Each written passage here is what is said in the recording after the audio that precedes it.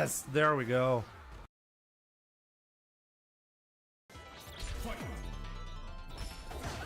The fuck?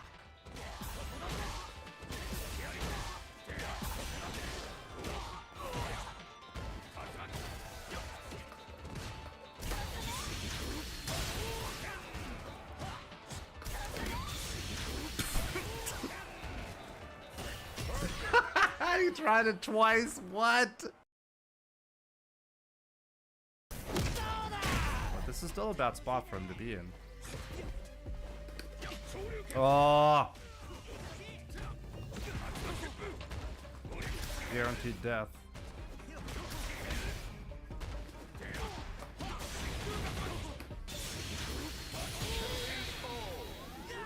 I knew I don't need to. If I had done the DI right there, he would have actually survived because I would have burned myself out and I wouldn't have a way to finish him off.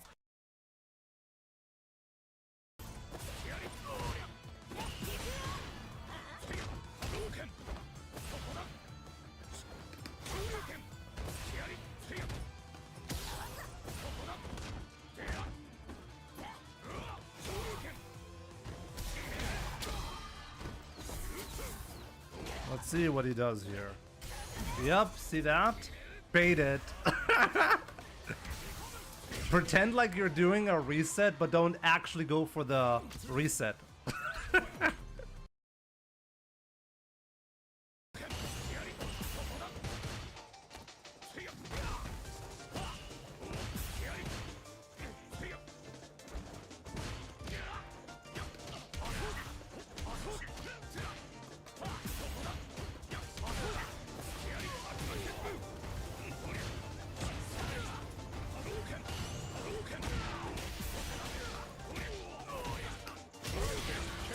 I'm chasing him from one corner to the other.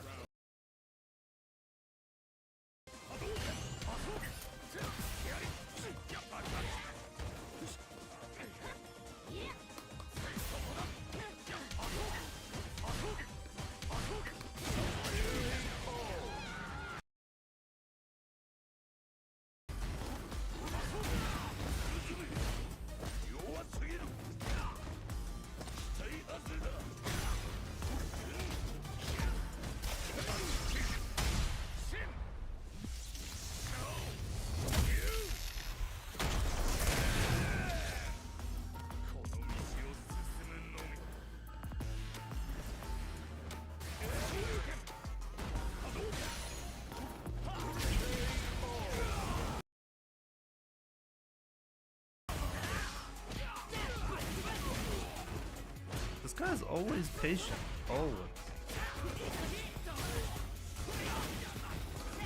That's on wake up.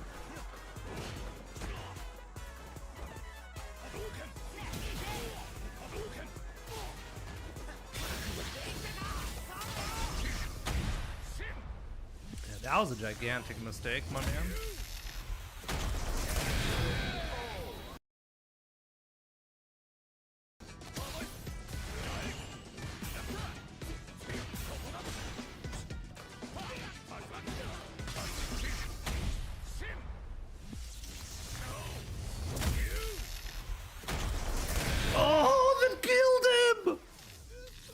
Let's go!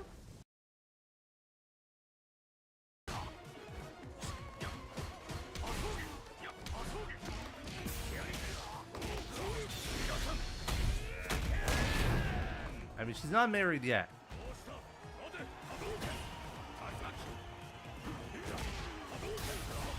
Oh!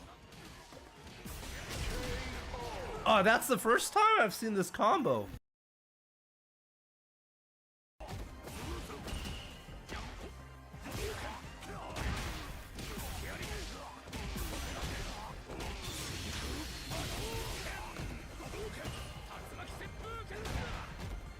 See, this is the fastest way to get stunned. I optimized that shit. Very good, Jimmy. Perfect execution on that one. Nice. That was the fastest way to lose the match. Great.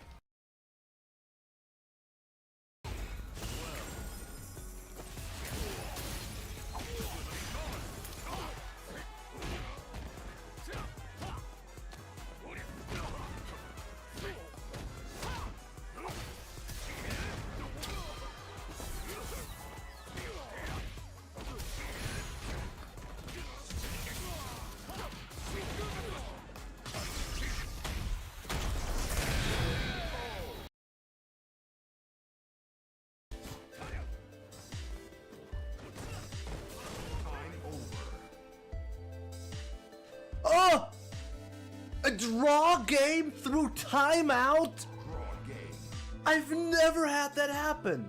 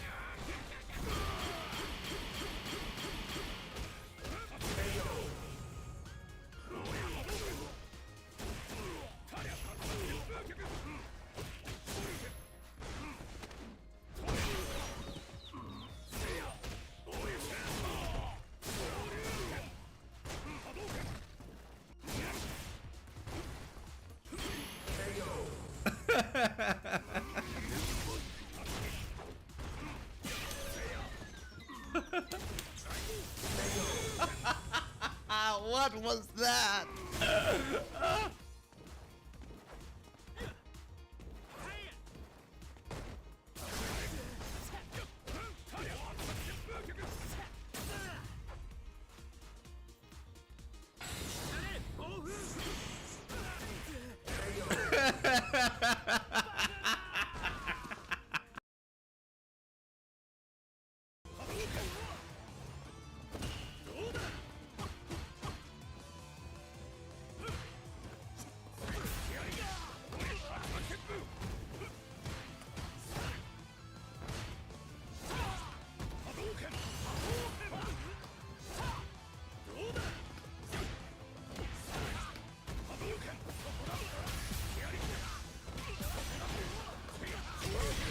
Wow, he actually let me do that.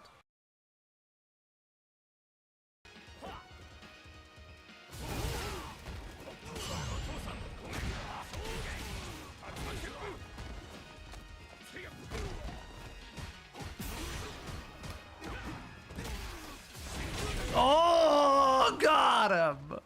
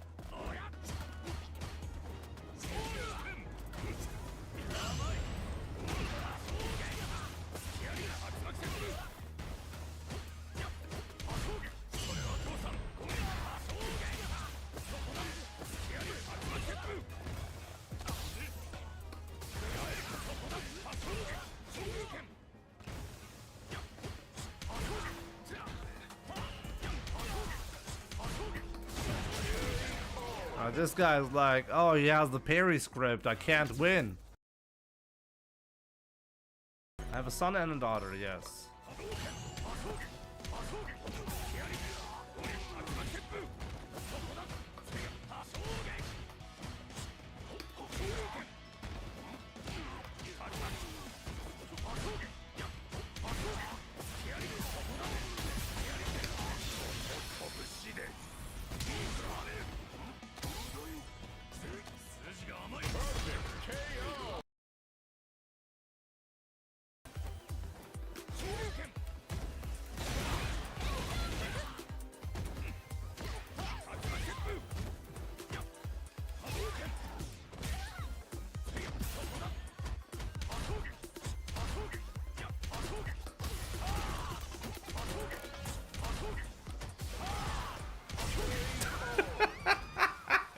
That's just silly.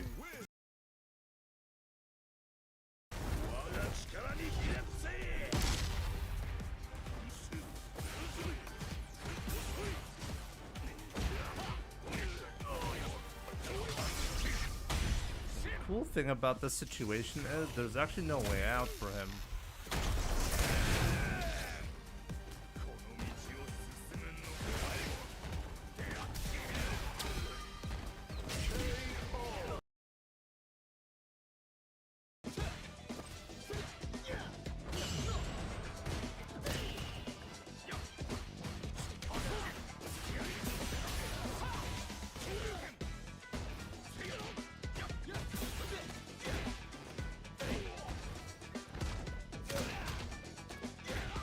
Oh my god, what?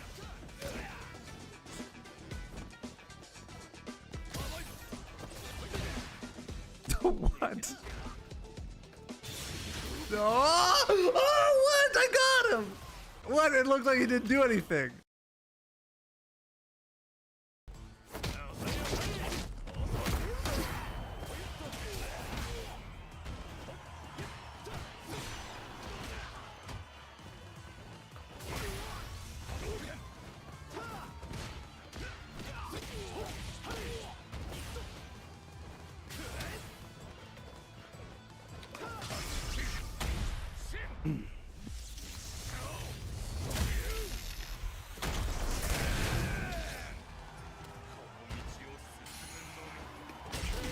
Okay.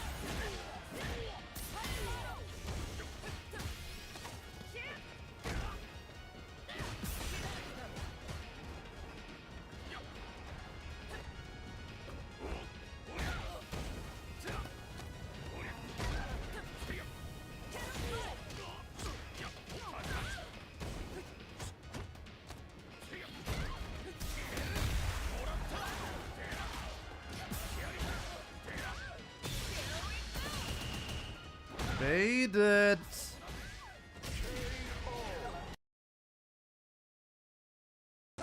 That's a fucking joke. I'm not gonna look! He knows I'm gonna jab to bait it, so he does one after. Do you know what I mean? Jimmy's not good at this game. He's not good at Street Fighter. He's a fucking scrub, bro. Fucking winds me up. I can't play this guy seriously. I can't take him seriously. Do you know what's happening? I'm not mashing against him. Because I'm trying to fucking play. Fucking scrub. Then why winds me up, bro? He winds me up. He's not a fucking player, bro. He's a YOLO little fucking piece of shit. No CET today, no. Next week. Shows that fine. He knows. He must listen to me, bro. He must listen to me, man. He must listen to me, bro. I'm match again, for fuck's sake. This fucking dude, bro. The fucking scrub. That's his back because he knows I'm gonna wait for a fucking match. Fucking scumbag. Fucking game winds me up. Fucking shit to me. Always fucking shit. Fucking scrub! This guy's not good at the game. You try and play with him, he plays like a scrub. He's not good. He's not fucking good at this game. He's been beating bums, bro. Being beaten bums. Those EXT when Street Fighter 6 comes out, I'm gonna beat you 10-0 again. You know that. I'm gonna fucking ruin you. Bro, you fucking scrub. I will forever be my nemesis in 5. Jesus, bro. I'm trying to play the game here. I might as well just play like a YOLO bomb against you, Jimmy. Fucking hell, this guy's turd, bro. Round 1. Fucking turd, man. Fight.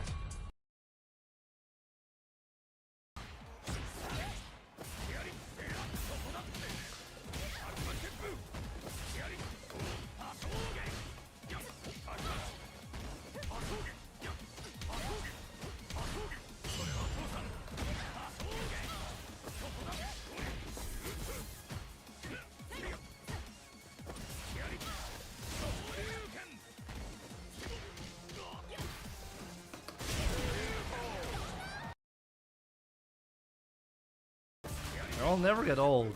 What do you think, Bobo? All of us, we all value Bobo's opinion, right? Oh! Yes!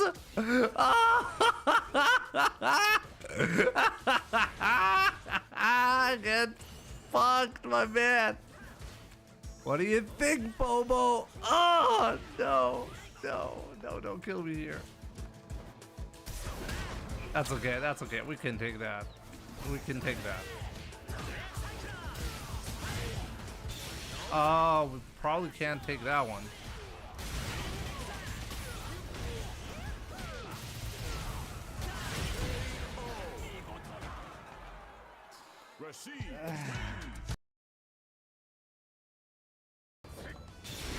I didn't want to do that. Great, I just died.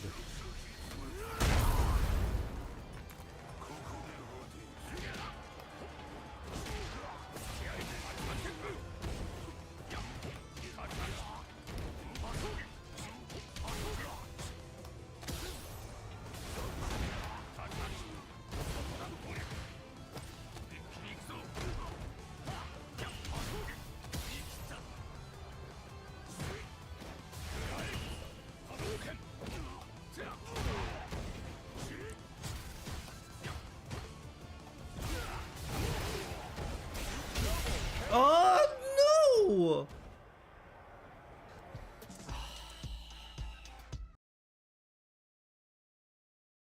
Look at this glowing effect. This should be like standard.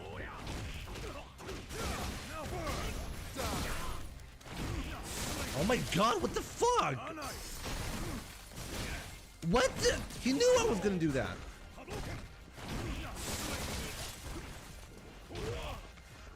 I couldn't. Hey, what the? What the hell is this? Oh my god, I got obliterated. I got obliterated.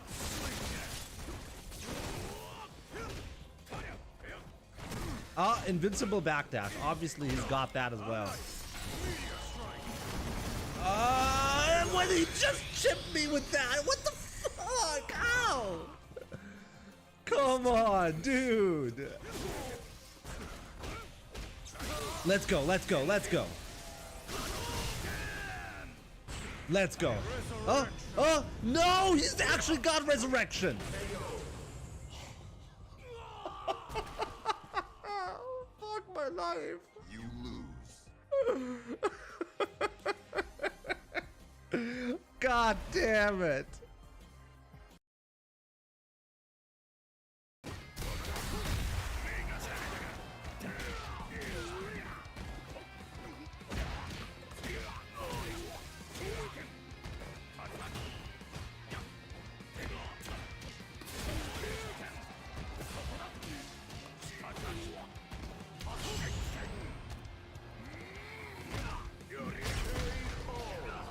Is that a Zangief only kill? Surely other characters can't kill me from that position, right?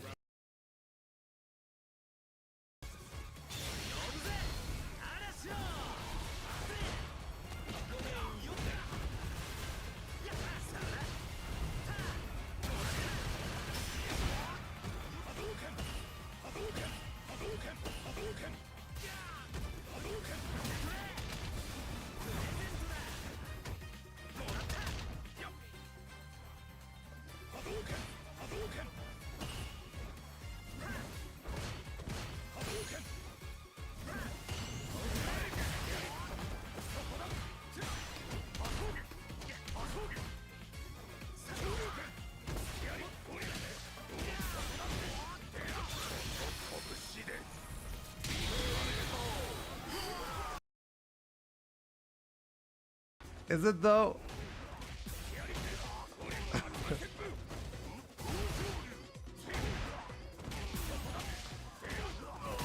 Thank you so much, Oni Akuma.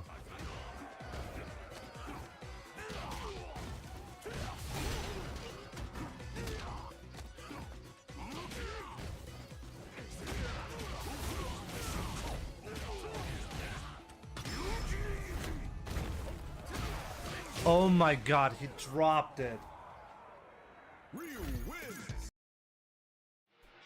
What's up, guys? Welcome to the stream. I really hope you're looking forward to today's episode. We're going to be having Paladin on the show later on. But well, until then, we're gonna be enjoying some, well, legend grind, right? We're pretty close to legend rank actually, so let's try to make it happen. One thing that we can try to do, like in an hour, by the way, and actually about 50 minutes from now, we're gonna be having Paladin on the show. So let's try to make some progress. Jimmy, this stream is toast. Chango blocked me. Shut it down. What? What are you guys having? What are you guys doing? Let me see. Wow, a lot of... No, you guys are having deep conversations. Wow. Chango, good to see you. We have Prezzo, Ahmad, Juan D, welcome. We have Land, of course. Jamal, welcome. Rethodon X. What else is here? And let me see. You guys are having interesting conversations. Marcelo Barn, what's up, my man? Good to see you. We have Jinji. What's up, my man? Was geht bei dir? Just some guy. How's it going? Chango also on YouTube. Wow. Wow, it's been a while since I've had to scroll that much. ISD Salt is amazing, I agree. Prezugita, of course. What's up, my man? I'd be shocked if any of my ads actually made someone buy Protein Works. I want to believe you're personally responsible for at least one sale. I believe. Escalypse, good to see you, my man. Also, thanks for all the updates on Discord. I'm terrible at responding. Sorry about that. I do appreciate your messages, though. Jinx, good to see you. Augustus, 63. What's up, my man?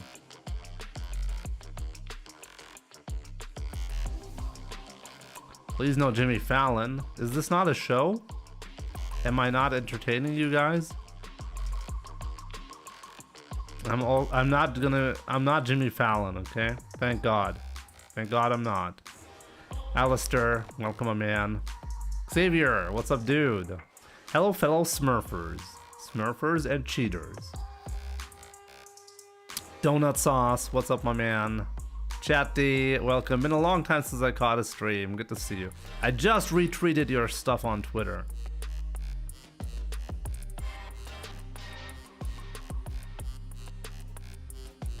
Jimmy Fallon is terrible. You had to re-upload it. My man, what are you doing?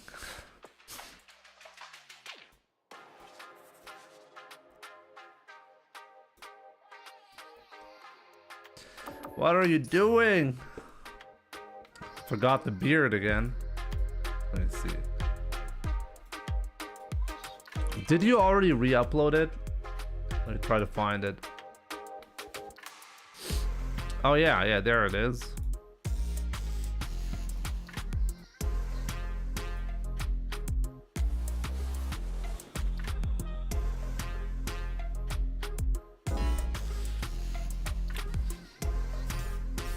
Jimmy be showboating with the Hoshos in ranked. Here comes a new challenger.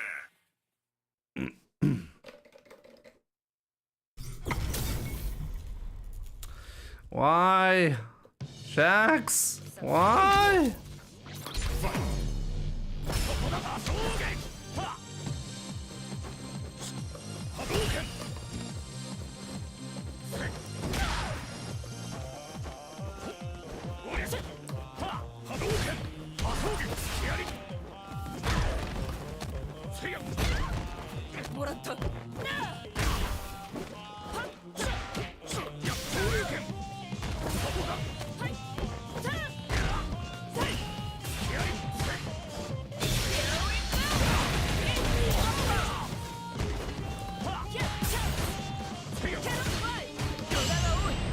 Oh, what a perfect parry.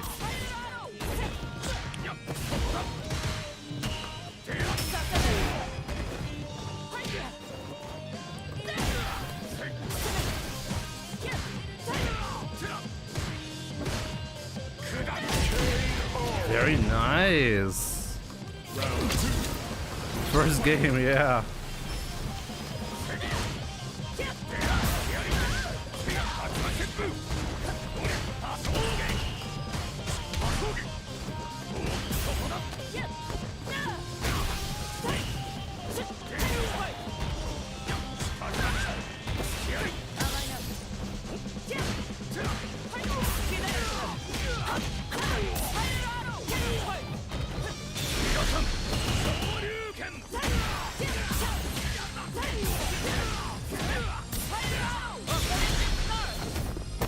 Very passive in the corner. It's quite interesting. God, he cooked him.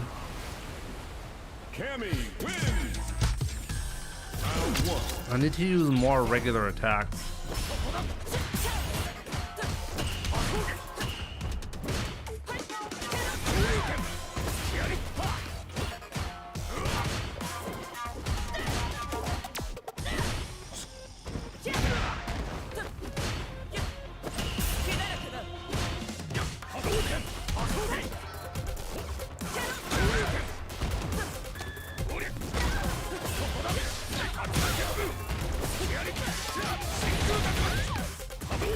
What?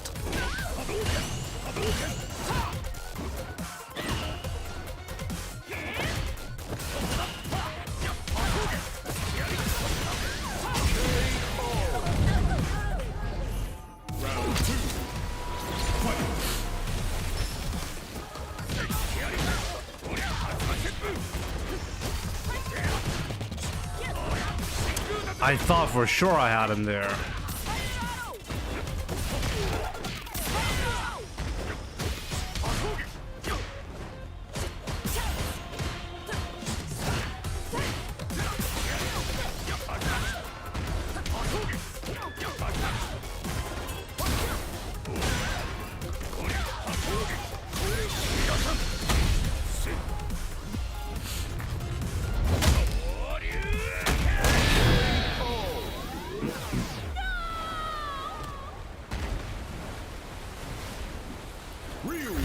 There we go.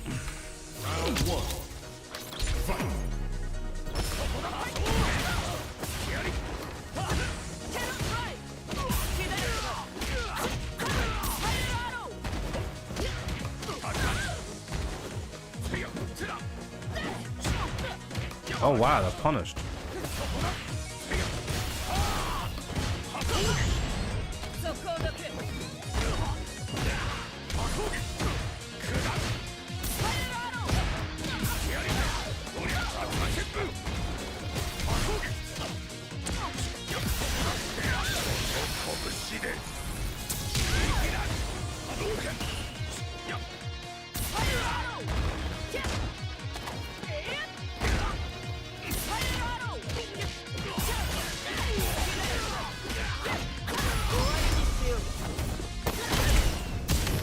We don't want to take any chances.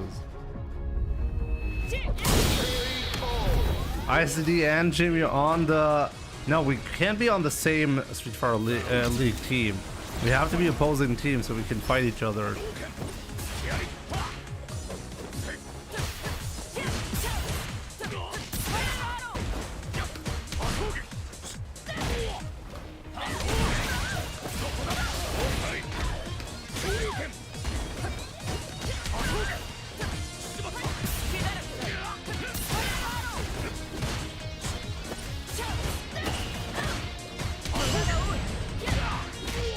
Actually crazy.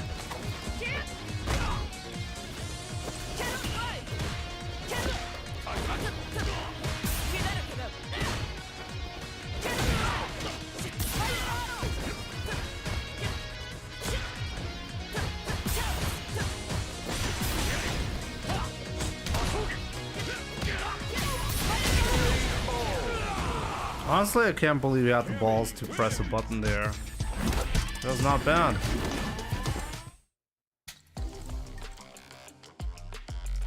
At level 2, I was considering whether it was worth it to do that or not. But I think the combination overall was quite weak, I guess. He did have to burn the level 3 though in order to get the guaranteed kill.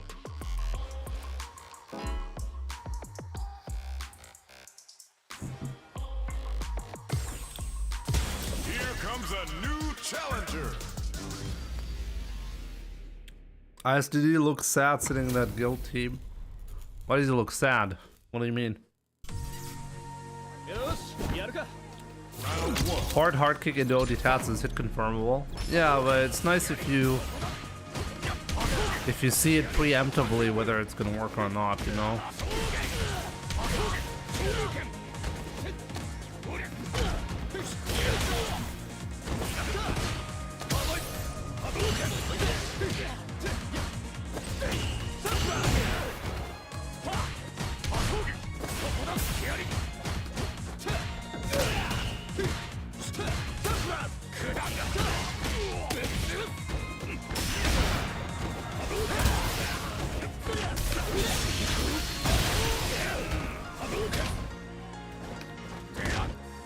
Oh my god.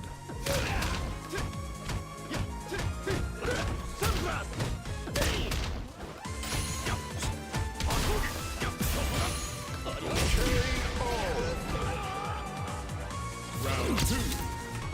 Fight.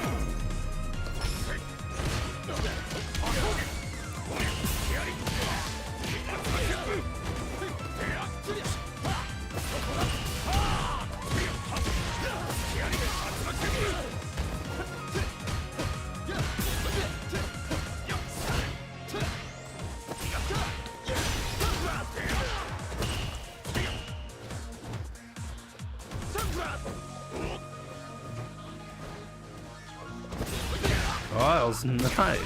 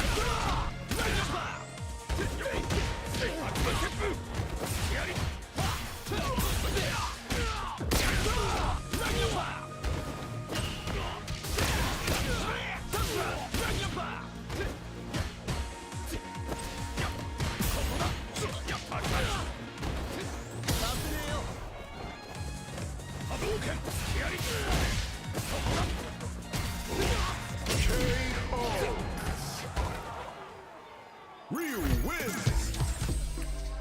Round 1. Fight. Oh, what? That was surely an execution error.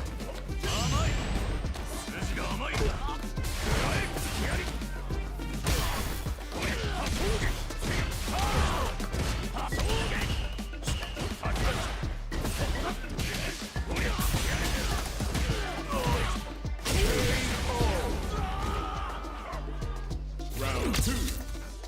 Fight. No, I needed to do the standing conversion, my god.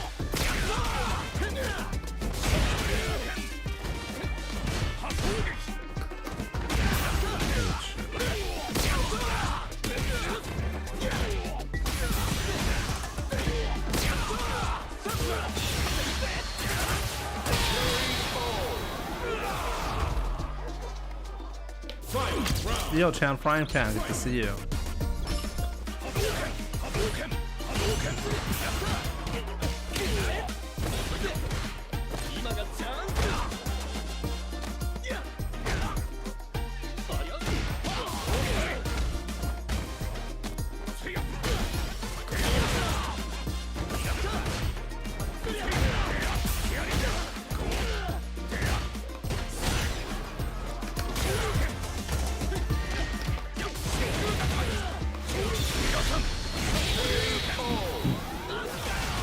This way we didn't have to go through the cinematic. Ryu wins.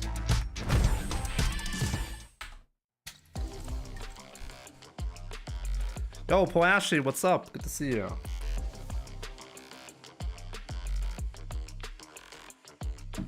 Is drive rush, standing hard punch linked to back heavy punch?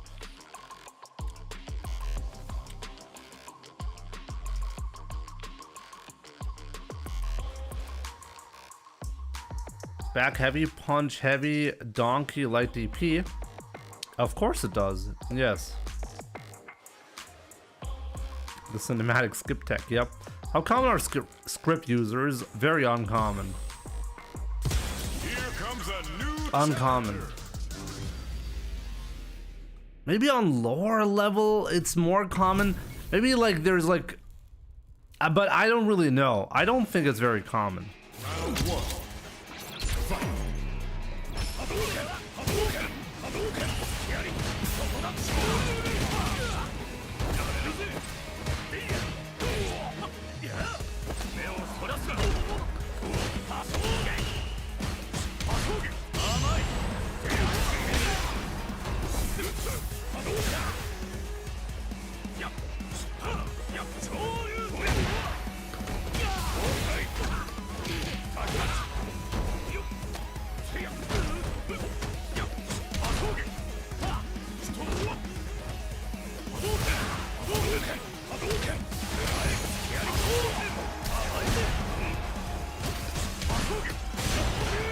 Didn't take the bait. What?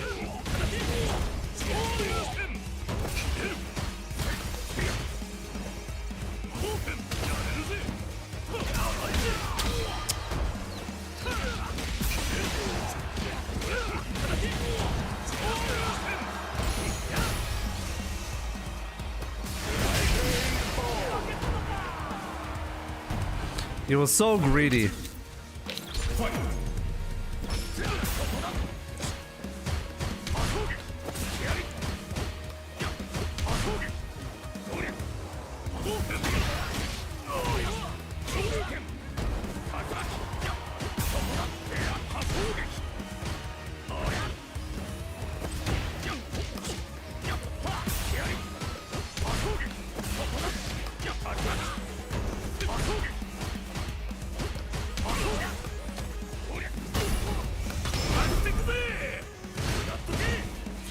You know what I did right there?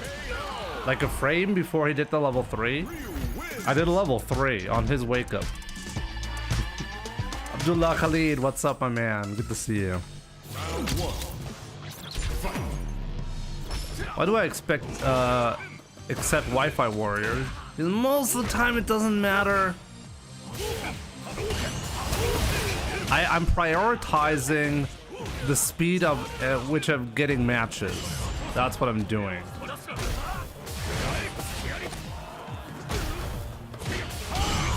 Wow.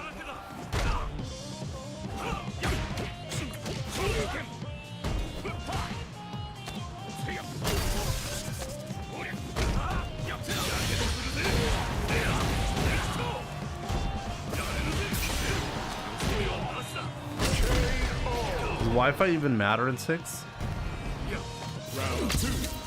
Of course it matters.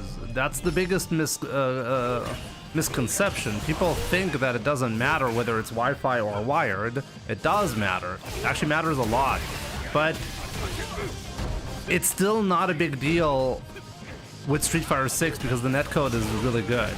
But yes, there's the stability-wise, it's not comparable to a wired connection. It has nothing to do with Wi-Fi 6. Wi-Fi 6 increases bandwidth. Yeah, so what?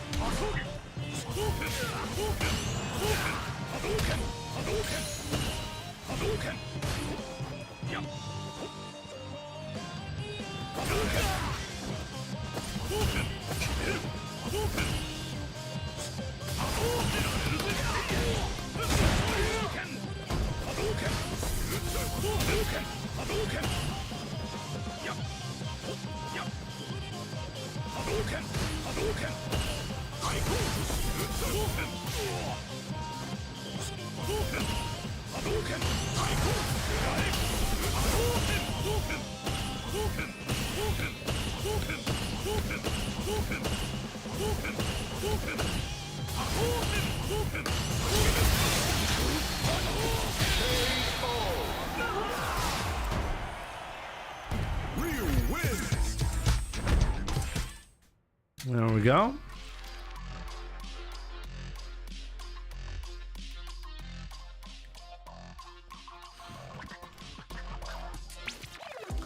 Let me read my last message. If they jump over or throw, try doing the axe kick anti-air. Oh, you can get both hits, right? That's what he said. I keep forgetting about that. Okay.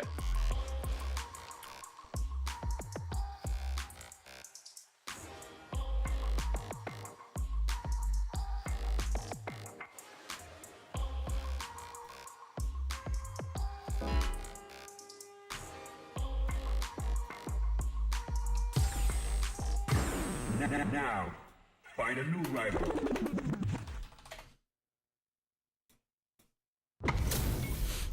Shady. Round one. Fight.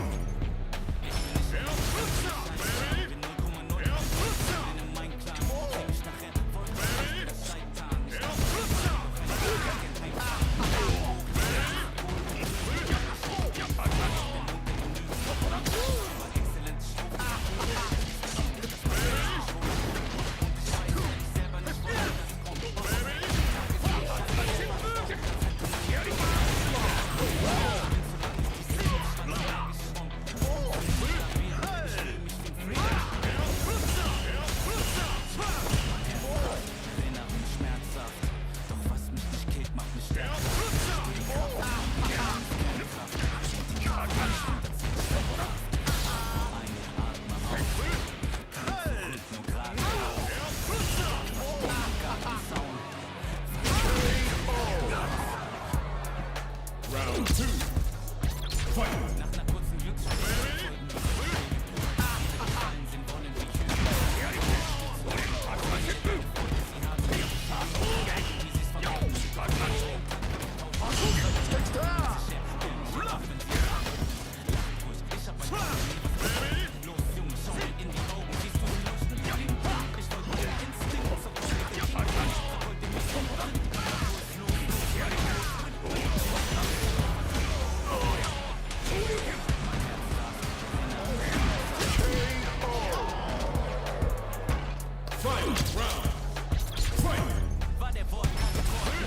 It's unbelievable.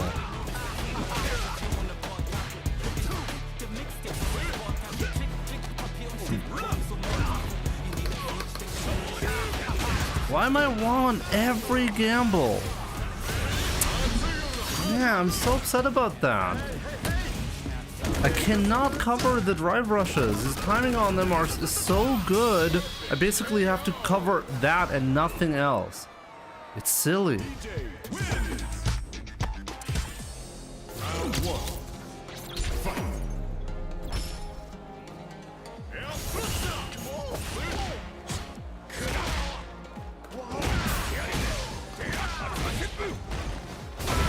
Like what? Like how is he 100%?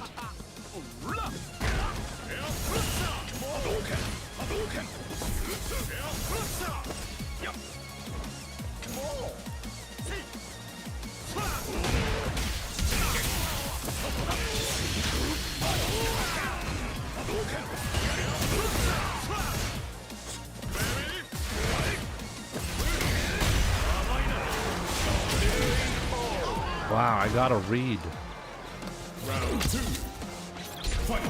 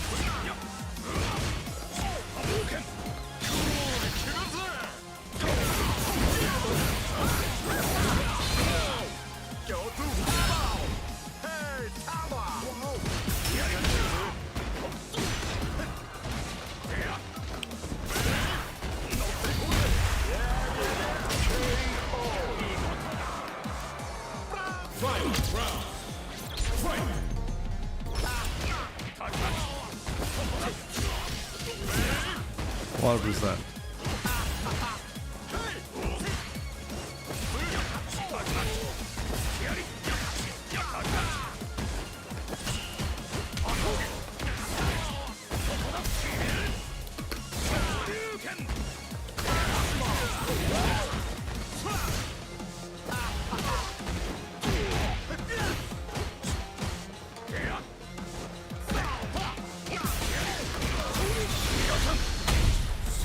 Oh man.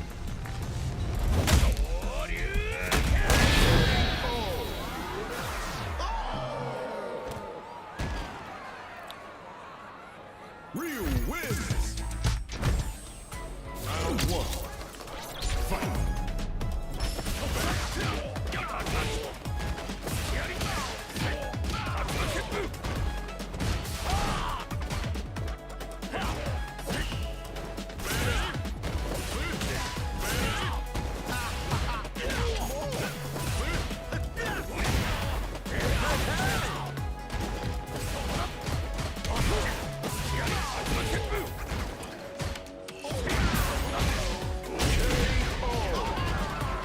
What is Drive Rush free screen? Because otherwise the mechanic would be much less useful, because then you couldn't whiff punish something on reaction with Drive Rush.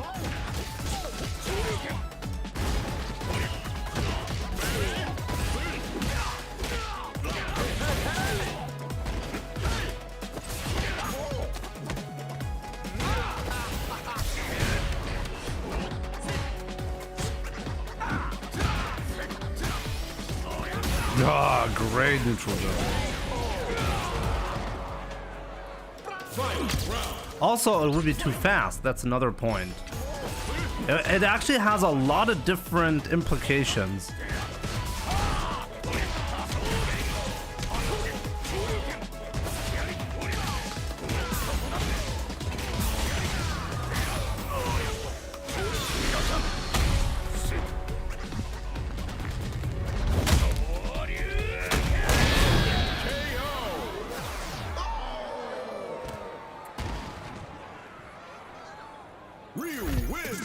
Yo, Fruz, what's up, my man? Good to see you. Hope you're doing great, my man.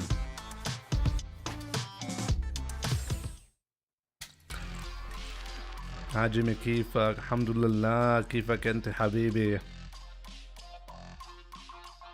Jimmy bullying in the corner. Yep. 1 point left for 1900 MR. Also, Jan, not today. I'm gonna be having a talk with Paladin in a bit. I'm trying to get 1900 MR before that happens, you know?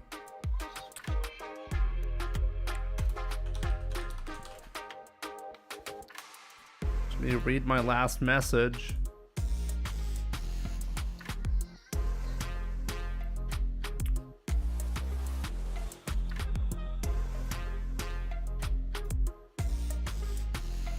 When you get the light Hasho to hit meaty, you're +7. So you can combo into standing medium punch or crouching me or standing light kick. I know that technically, but it's still a tricky thing to happen because I have to differentiate between the counter hit like Round one. Fight. the aerial hit that I'm gonna be getting, or the regular hit.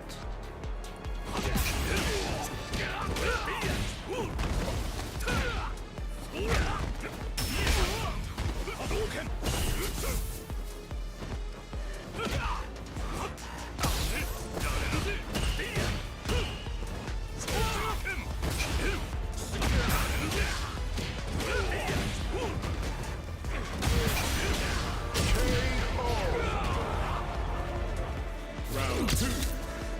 Fight.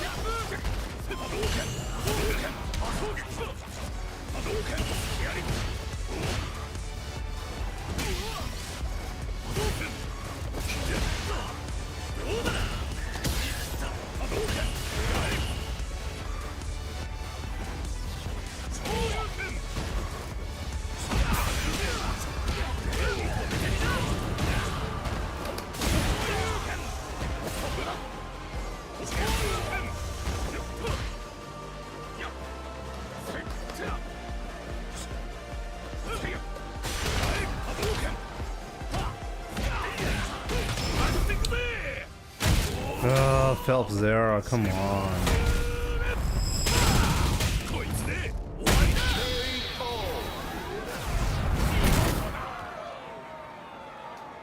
Ken wins. Round one. Fight.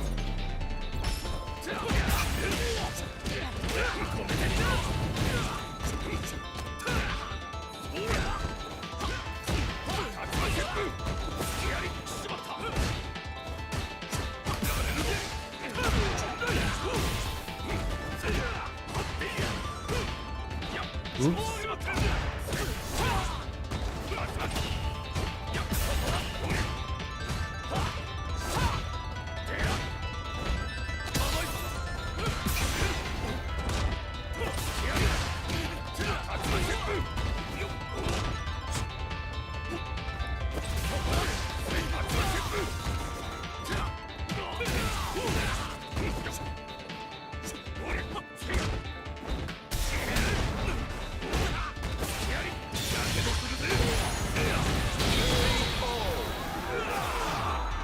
Overhead is not that strong against Phelps Zera, I gotta know that.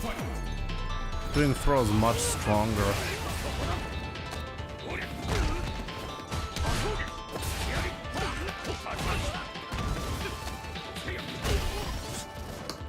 Oh, there it was.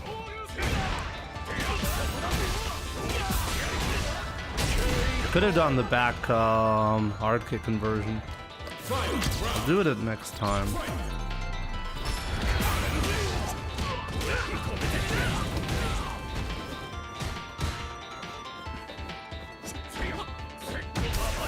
Whoa.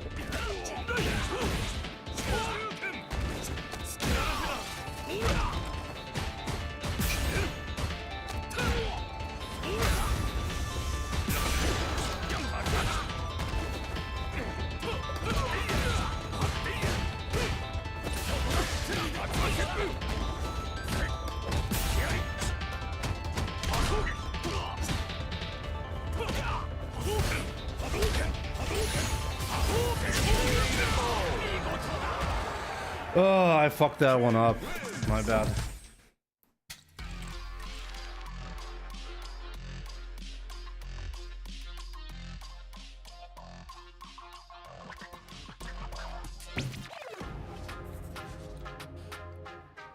How do you get into put that cross up? The crosscut motion.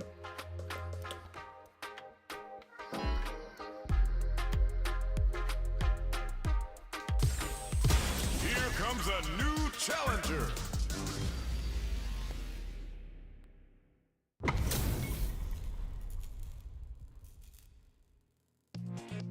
Round 1. Fight.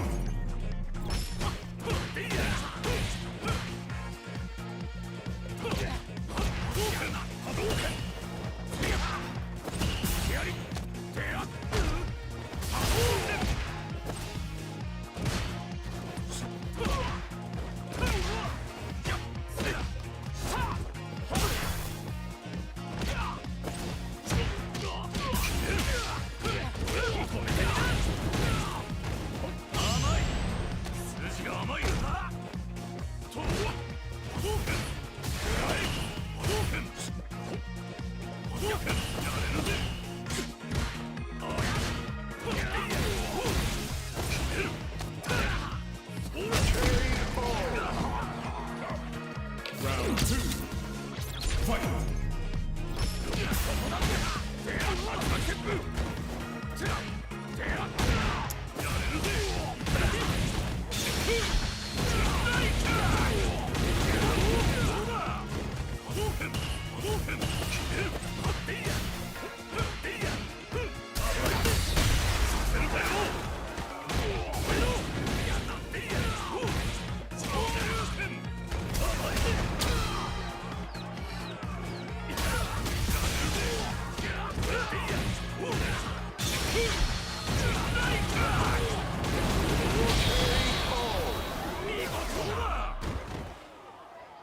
Ken wins. Who's the real deal? Excuses. Round 1.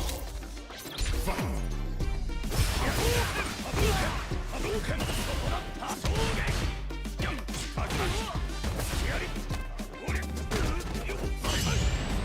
Wow, the balls to do that.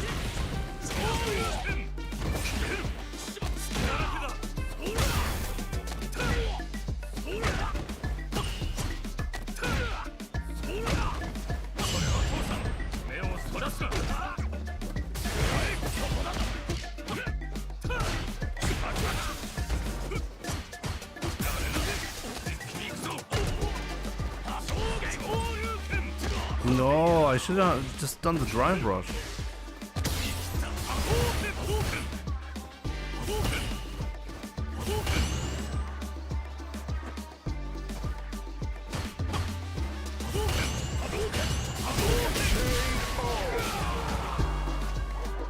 Round 2.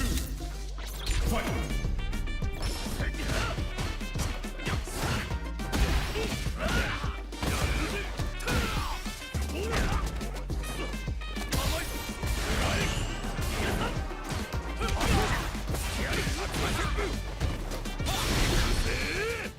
Honestly, I should have known.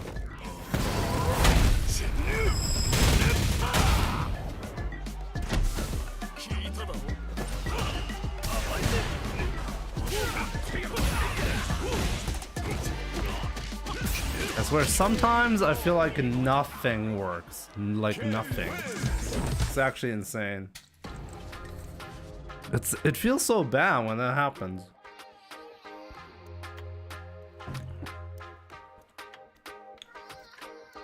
No, Ken is not just that strong.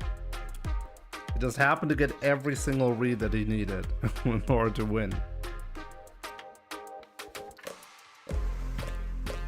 Yo, Paladin, what's up, my man? I don't think we're doing a I don't think I can actually like do a test on the connection. I think we'll have to YOLO it just like last time. Give me 10 minutes, okay? I just want to I don't want to end on a loss here, you know? I was like at 1899 and I'm not now 2 games later at 1858. The hell?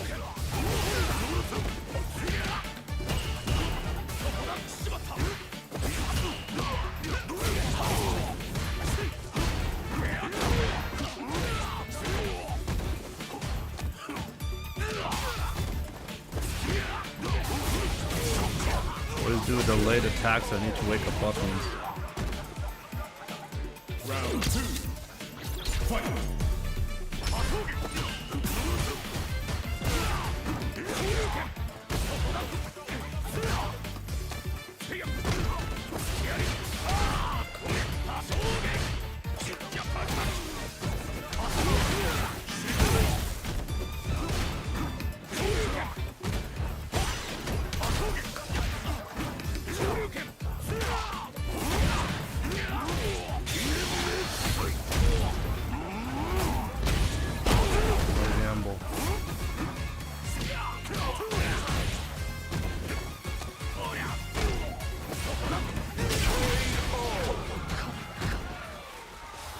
Akuma wins.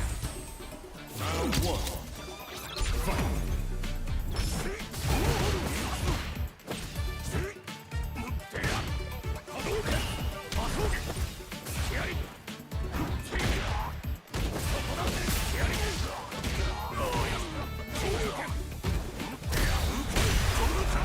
Did it.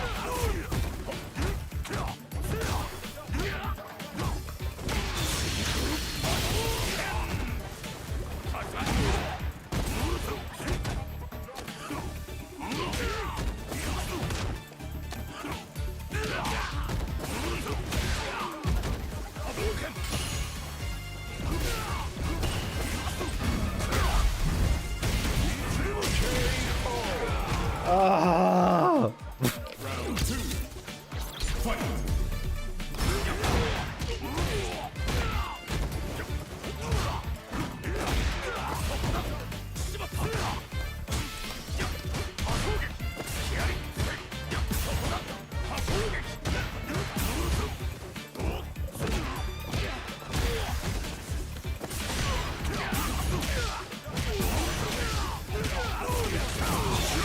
I legit think I jinxed myself. Yep.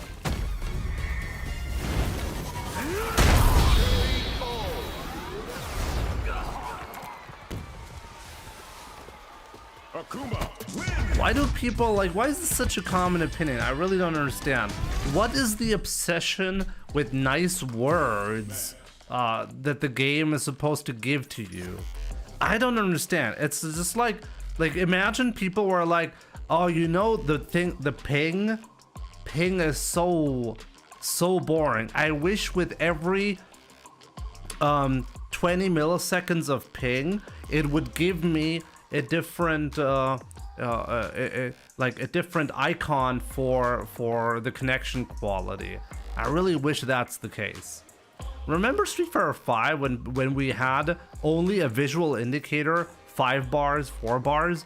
People were asking, well, why not just show us the ping? Why not just give us the accurate representation of the measurement, right? And I was like, yeah, why give us like 5 bars, 4 bars? What does that mean? Give us the ping, okay? And now this situation is entirely backwards. Now people want to go from something accurately measuring your skill to something vaguely measuring your skill. What's the obsession with that? I don't get it.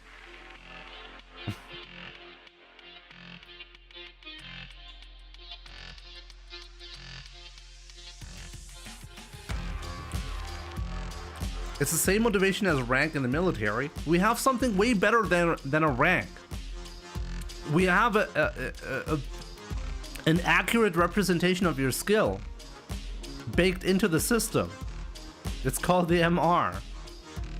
And you want to replace that with something more vague. Why? What's the purpose of that?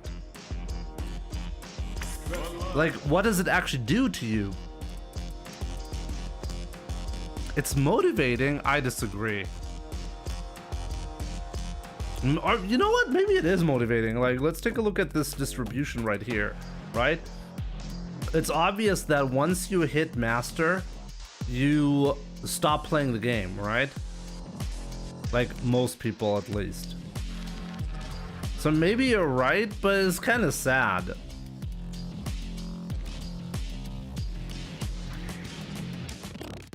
It motivates scrubs like me.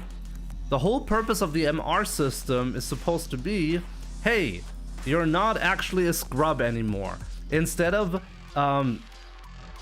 treating you like a toddler and giving you stars and you badges when you like learn the tiniest amount of things, from now on, once you hit master rank, we're actually giving you a completely different leaderboard with an accurate estimation of your skill level based on a point system that actually represents your skill pretty accurately.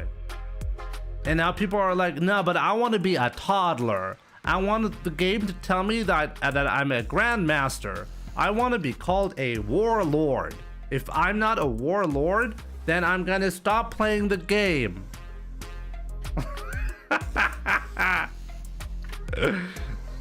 Oh man. rank has a meaning for streamers. It doesn't. The MR. It's the MR. You already have what you're asking the game to do.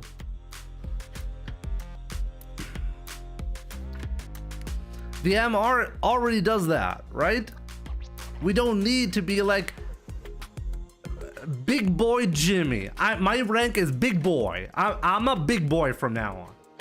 I'm gonna go on Twitter and tell people that Capcom said that I'm a big boy.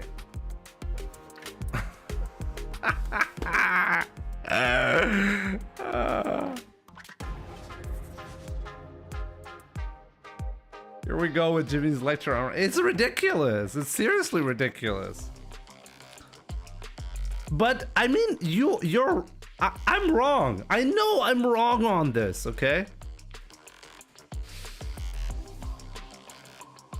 This shows you that I'm wrong.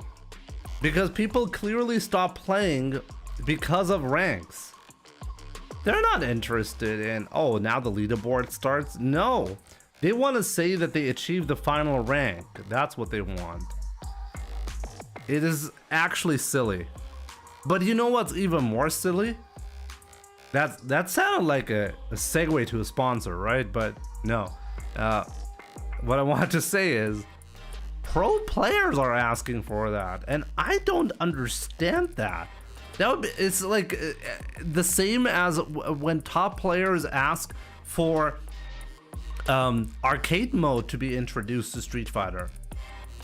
Like, I'm looking at these guys are like, you and I, we're not the same. We don't have the same thoughts on the game.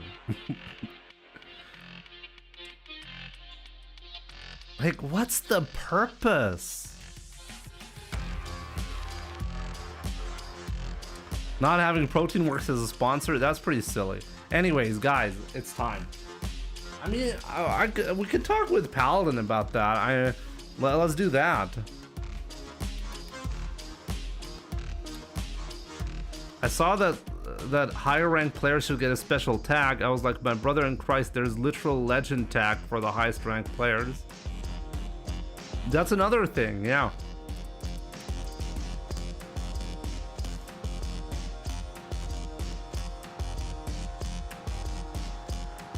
Is ego boost like that important to people? Is that like a real motivating factor? Is that like a real driving force? It's silly. Anyways, let me get my headset on. Let's start talking to Paladin.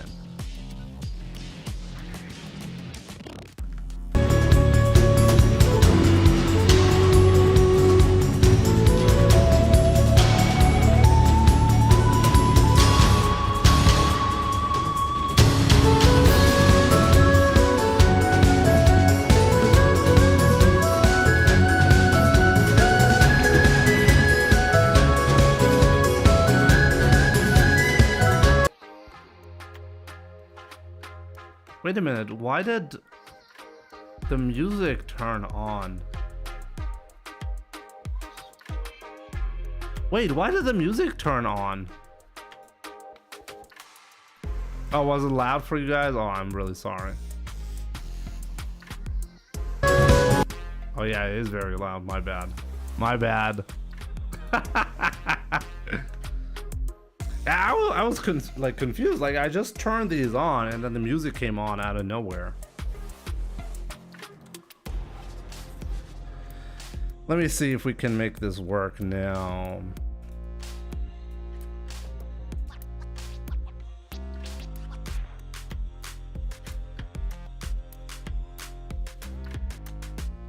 Woke me up. Sorry about that.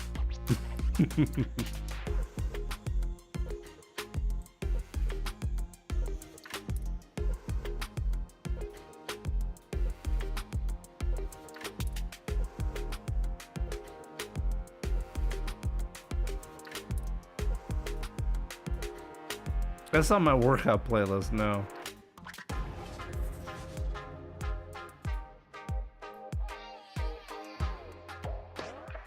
Let me see if everything is gonna be working just real quick.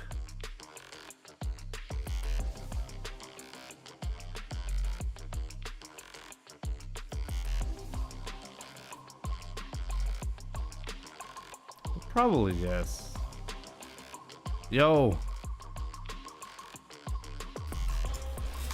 Good evening. Let me see. Can they hear you? Can you say something again? No, they can. They can. I'm pretty sure they cannot hear you. They cannot hear you. Give me a second. So I need to change something.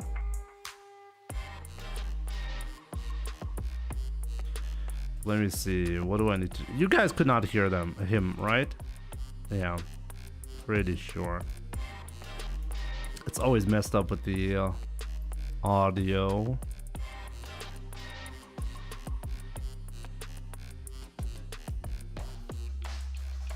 Yeah, I have to manually put the. I remember.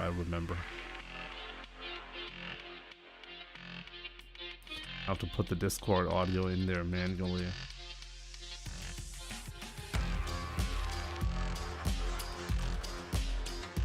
What do you mean by old OBS?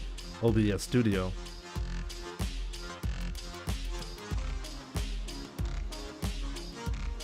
The Streamlabs one is not newer.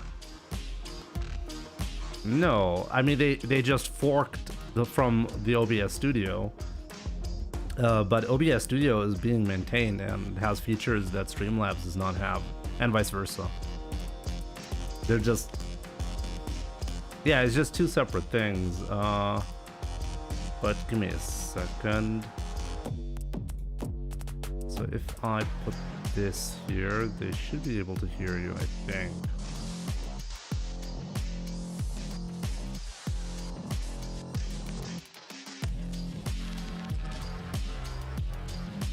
No. Maybe now. Testing. This is my resting voice. Yes. They can hear you now. Good.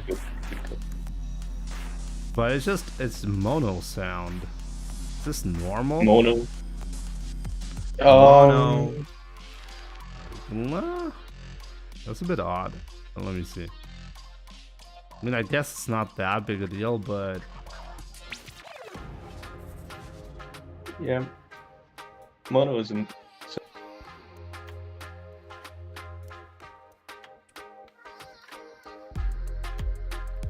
where, like, when we're talking right now?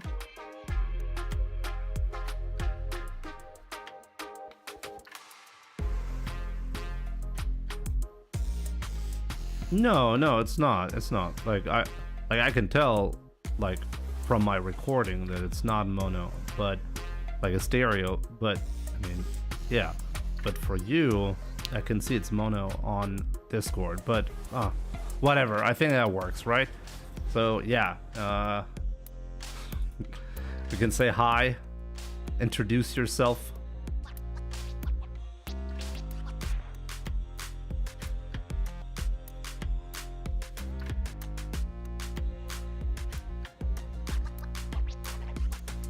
Yeah, I'm doing great.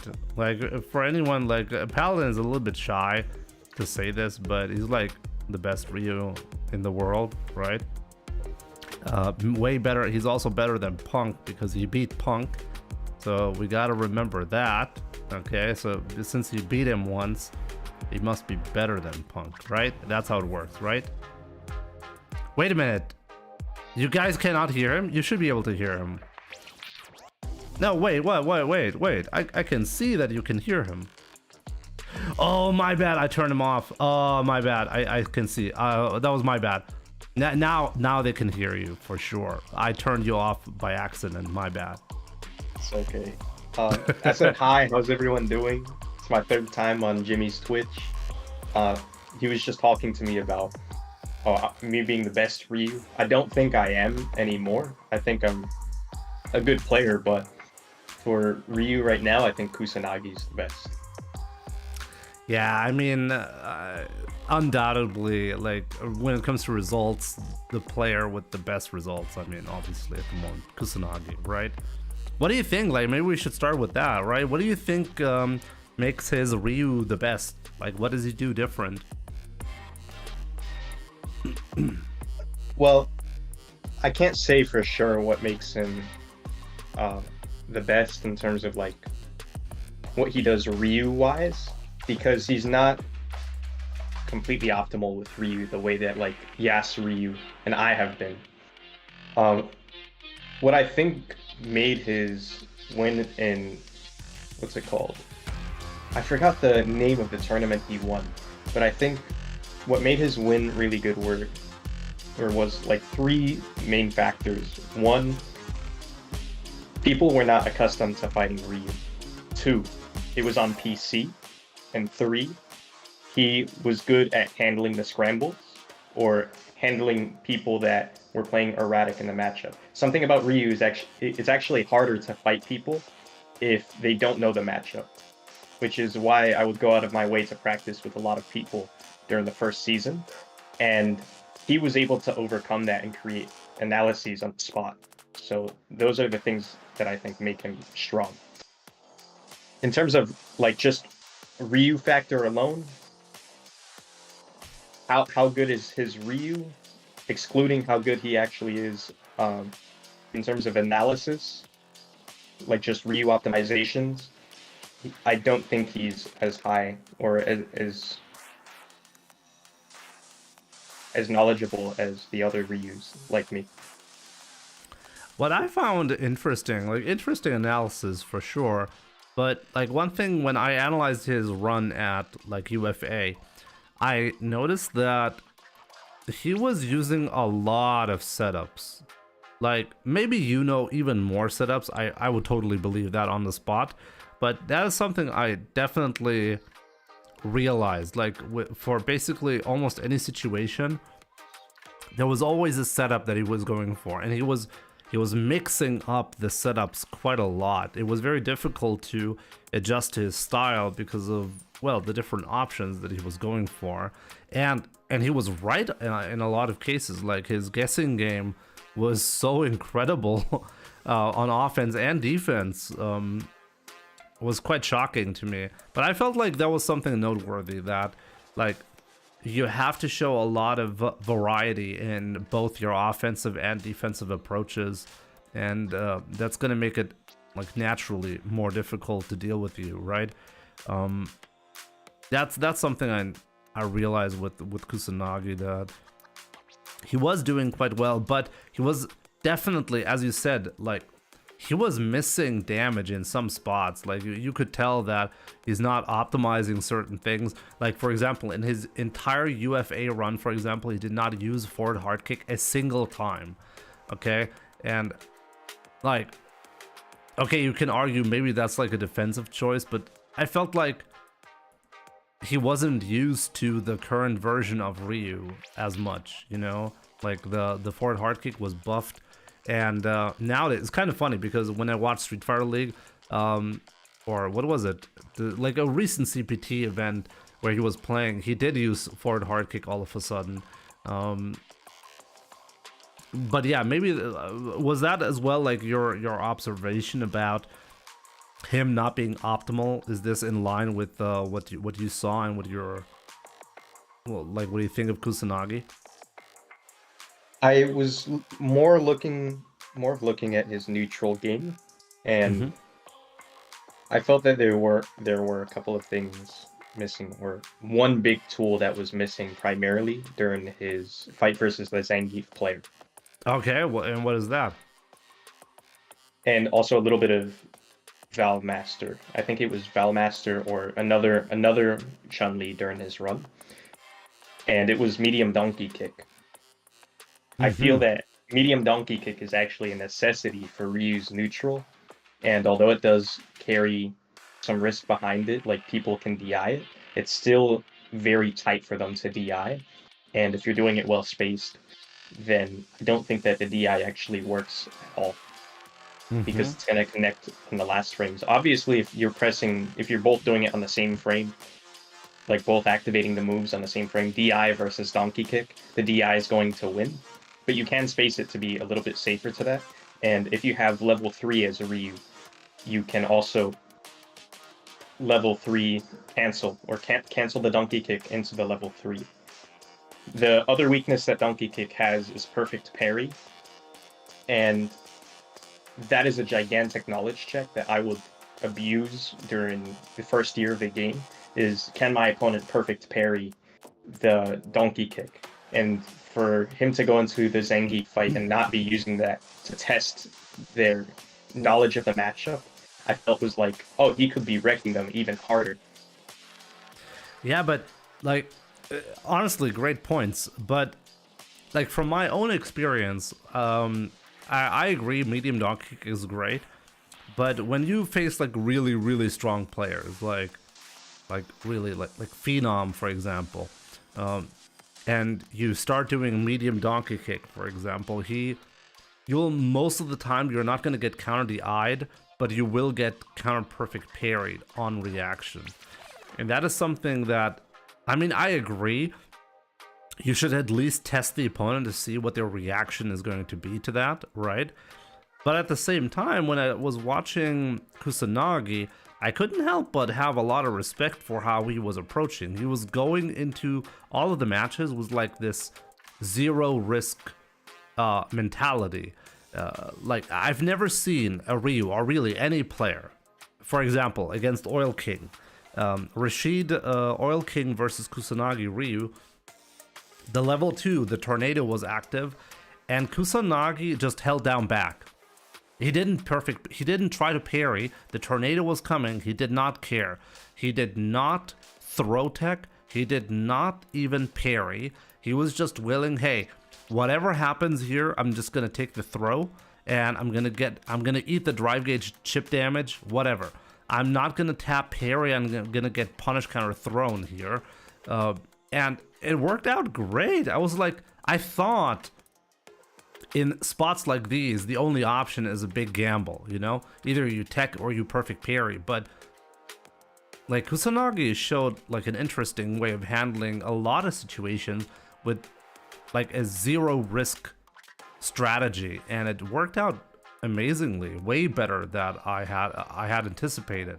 And that's something that I was unhappy about, by the way. Like I was unhappy about how a lot of the good Ryu players were approaching Ryu, like Semi for example, because I hated the idea of having to take massive risks all the time in order to stand a chance against certain matchups. But with Kusanagi, I felt like even though he was not optimal in some areas, he has shown this weird playstyle for Ryu where he will just prioritize like the less risky option almost every time. And I find that fascinating. Like I don't even, it's hard to explain even, because I feel like he still plays an aggressive Ryu. You know, like when he gets in, he plays very aggressively a lot of the time. But he's finding this way of handling what the other characters can do in a very risk-free way that I didn't see from other Ryus before. So yeah, what do you think, Paladin? Like, do you disagree with that, or? I think that makes sense considering that his tournament run was on PC, and on PC you can actually execute those defensive game plans a lot more consistently. On PS5, certain tools become a lot harder to react to, and it makes it so that you're kind of always on your feet, making sure, or that makes sure that you're always on your feet, and you kind of have to acknowledge a little bit that you're going to get hit if you end up not looking for the right thing at the right time. So a good example, or the extreme example of how PS5 affects this game, is that on PS5, in the Kimberly matchup, Kimberly is notably stronger because it's a lot harder to react to her gimmicks. And again, that's like an extreme example, but the mental stack does get harder. I just want to like set that in stone. And in less extreme examples, it's still a little bit present, but that little difference can change your structure completely. For example, Ryu doesn't have many ways to, or not for example, a better way that I can say this actually is Ryu doesn't have many ways to open up the opponent with a gimmick. So most Ryus, they end up playing very aggressive, including me. But let's say that it was just a tiny bit easier to rely on just countering your opponent. With a character like Ryu, that blurs the lines quite a bit on what you want to be doing. On PS5, you might be able to get away with a bit more drive rushes, a bit more dashes, a strong overhead. I agree with that, but on PC, you can actually rely on your defensive game plan quite a bit more. I have to agree with that, but like, don't you think that most of the time this discussion is not really necessary simply because most of the time we're going to be playing on PC? Like, all of the series players are playing on PC at home, and a lot of the big tournaments have moved to PC as well. So there's almost no situation where we're even, like, I agree with everything you said, you know, like, clearly on PC you're gonna have a much stronger way to react to things, surely. Okay, but it just doesn't come up that often, you know. The CPT is mostly online, so you're gonna be playing at home on PC unless you're a maniac. And offline tournaments, even like UFA, you know, that was an offline tournament, was played on PC, you know, and it was not PlayStation 5. So I think the discussion should mostly be about, like, what we're talking about should be mostly about PC version, you know.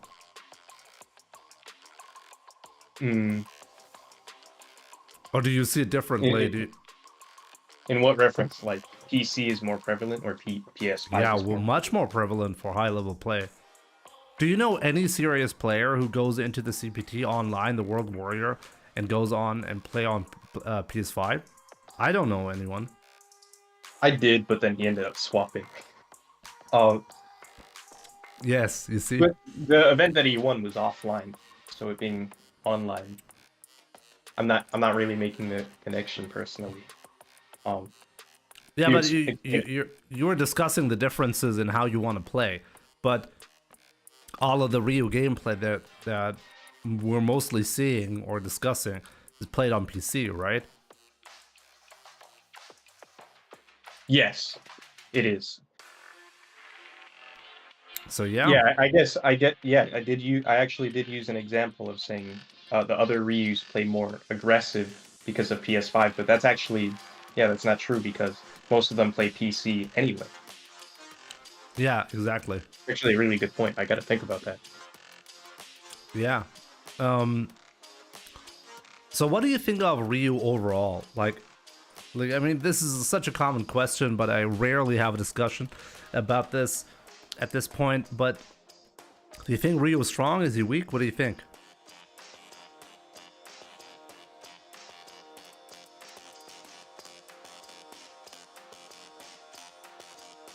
You're still there? Yeah, I'm still there. I'm still thinking about the last point. Okay. Oh yeah. Take your time. Take your time. You're good. I think Ryu's like straight in the middle of the tier list. Mm-hmm. Straight in the middle. As something like a response to that last point of the other Ryu players actually playing on PC primarily for their CPTs. Mm-hmm. How many PS5 tournaments have we seen Ryu win in terms of CPT? I mean, he's super rarely played, so I mean, statistically, even if most terms were played on PlayStation 5, it's unlikely to see Ryu because he's a rare character to see in general, you know? So, like, I mean, we have a handful of tournaments played on the PlayStation 5. Mm. So we don't have a lot of data, right? And we know that Ryu... I wish I could show, like, a picture, because I know I had a picture of, like, how frequently he's used. Maybe I should try to find one. You know what? I said win, but top 8 is a better measurement. How many Ryus for offline CPT events on PS5 have been in top 8? Let me see. I have a picture here. But it might not be up to date. No, that was from last year. My bad. Give me a second. I could try to find a more up to date, because I think it's important to like keep that in mind. Like we actually have a pretty interesting way of representing Ryu.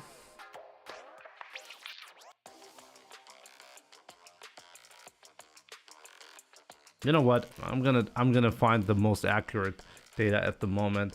I know where to find it. Shouts to Cat Cami on Twitter. So let's seriously take a look at how often does a character at the moment show up in like a top 8 event, right? It's like really okay. There we go. Top 8 representation. So I have the data here. That was. Let me see. That was from November 5th. Okay, so it's not. We have premier events. Whoa, I have 2 pictures: premier event and World Warrior event. So we can take a look at both of these. Are you watching the stream as well, Paladin? Because then you should be seeing the picture as well. I'm gonna show it in like a second.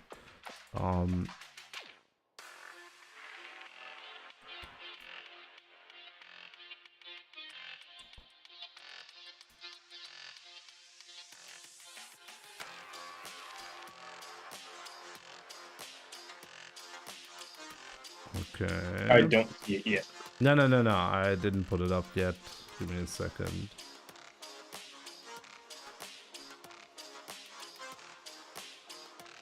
Oh, there we go. As you're loading it up, yeah, earlier in the discussion, I had said that you'll see players like me and Semi on PS5 playing more aggressive. But I can only actually say for sure that I play more aggressive on PS5. Not Semi and not Yasryu. I may have mentioned Yasryu, I'm not sure. But yeah, Jimmy brought up a really good point about that. Yeah, for most CPTs, you're actually going to see Ryu on PC, and even then, they're still playing aggressive. And Kusanagi does stand out. Yeah. One thing before we actually move forward with the Ryu discussion, because chat, we had an interesting discussion earlier, and chat is asking me about it. What do you think of the titles in Street Fighter, like Master Rank being the final title? Would you wish there would be more separation within Master Rank, or are you okay with the way it is right now? I'm okay with the separation of Master Rank, but I do think Master Rank is slightly inaccurate because it doesn't reward long set wins. It rewards 2-0s noticeably more than it does 2-1 wins. What do you mean by that? So if I was in ranked and I was playing like in a tournament, but how do I say this? If I took the tournament attitude into ranked and I applied it like heavily, most of my wins would likely be 2-1 wins because I can leverage my advantage in this set. If I went into ranked with just a ranked attitude, I would shoot for 2-0 wins to get more MR. And that would create a sense of urgency after my first win to secure the win, when in reality in tournament play, there's no urgency once you have the what's it called, footstool in the set, because you can use the rest of the rounds, you can use the rest of the match, the second match, let's say you're up 1, you can use the second match to just analyze your opponent, or just mix in a little bit more analysis than usual, because you have a gigantic advantage. Win or lose that one, you still have another match to play. Yeah, but isn't that like Or, a not win or really lose, big actually, risk? Like if I'm at a tournament, am I not shooting for a 2-0 victory? Am I actually playing in a fashion that would risk me dying more frequently? Like is that really a different kind of behavior from ranked? Like ultimately I would like to win my tournament match, but like you're right, like if you're up one match, you have a lot of more freedom in the second game, because even if something goes horribly wrong, you have a third game to play, right? But still, you're always aiming to win that second game as well. Nobody wants to go into the third game if it's not necessary, right? Doesn't that like entirely reflect how rank works in the same fashion? Like if you go up 1-0 and then you lose the second game, that's not a good feeling regardless of whether you're playing ranked or in a tournament, right? You're always trying to go for a 2-0 victory. Like some people, for example, say that, well, you should always be rewarded with plus MR if you win the set. And what I say to that is, if you're significantly better, let's say better than your opponent, and you only win the set 2-1, do you really deserve to make progress in terms of the MR if it's supposed to show skill? If it was a close set and the opponent, and there's a massive discrepancy between the points, and the points are supposed to represent skill, don't you deserve to lose a couple of points instead of winning them? Yes, but I feel that that would be a lot more of like a set in stone truth if this game was a little bit more consistent design wise. I feel like this game can be very chaotic, and there's another point that's at the tip of my tongue, and I'm trying to remember. Give me a second. Sure, there's take your time. Another good point.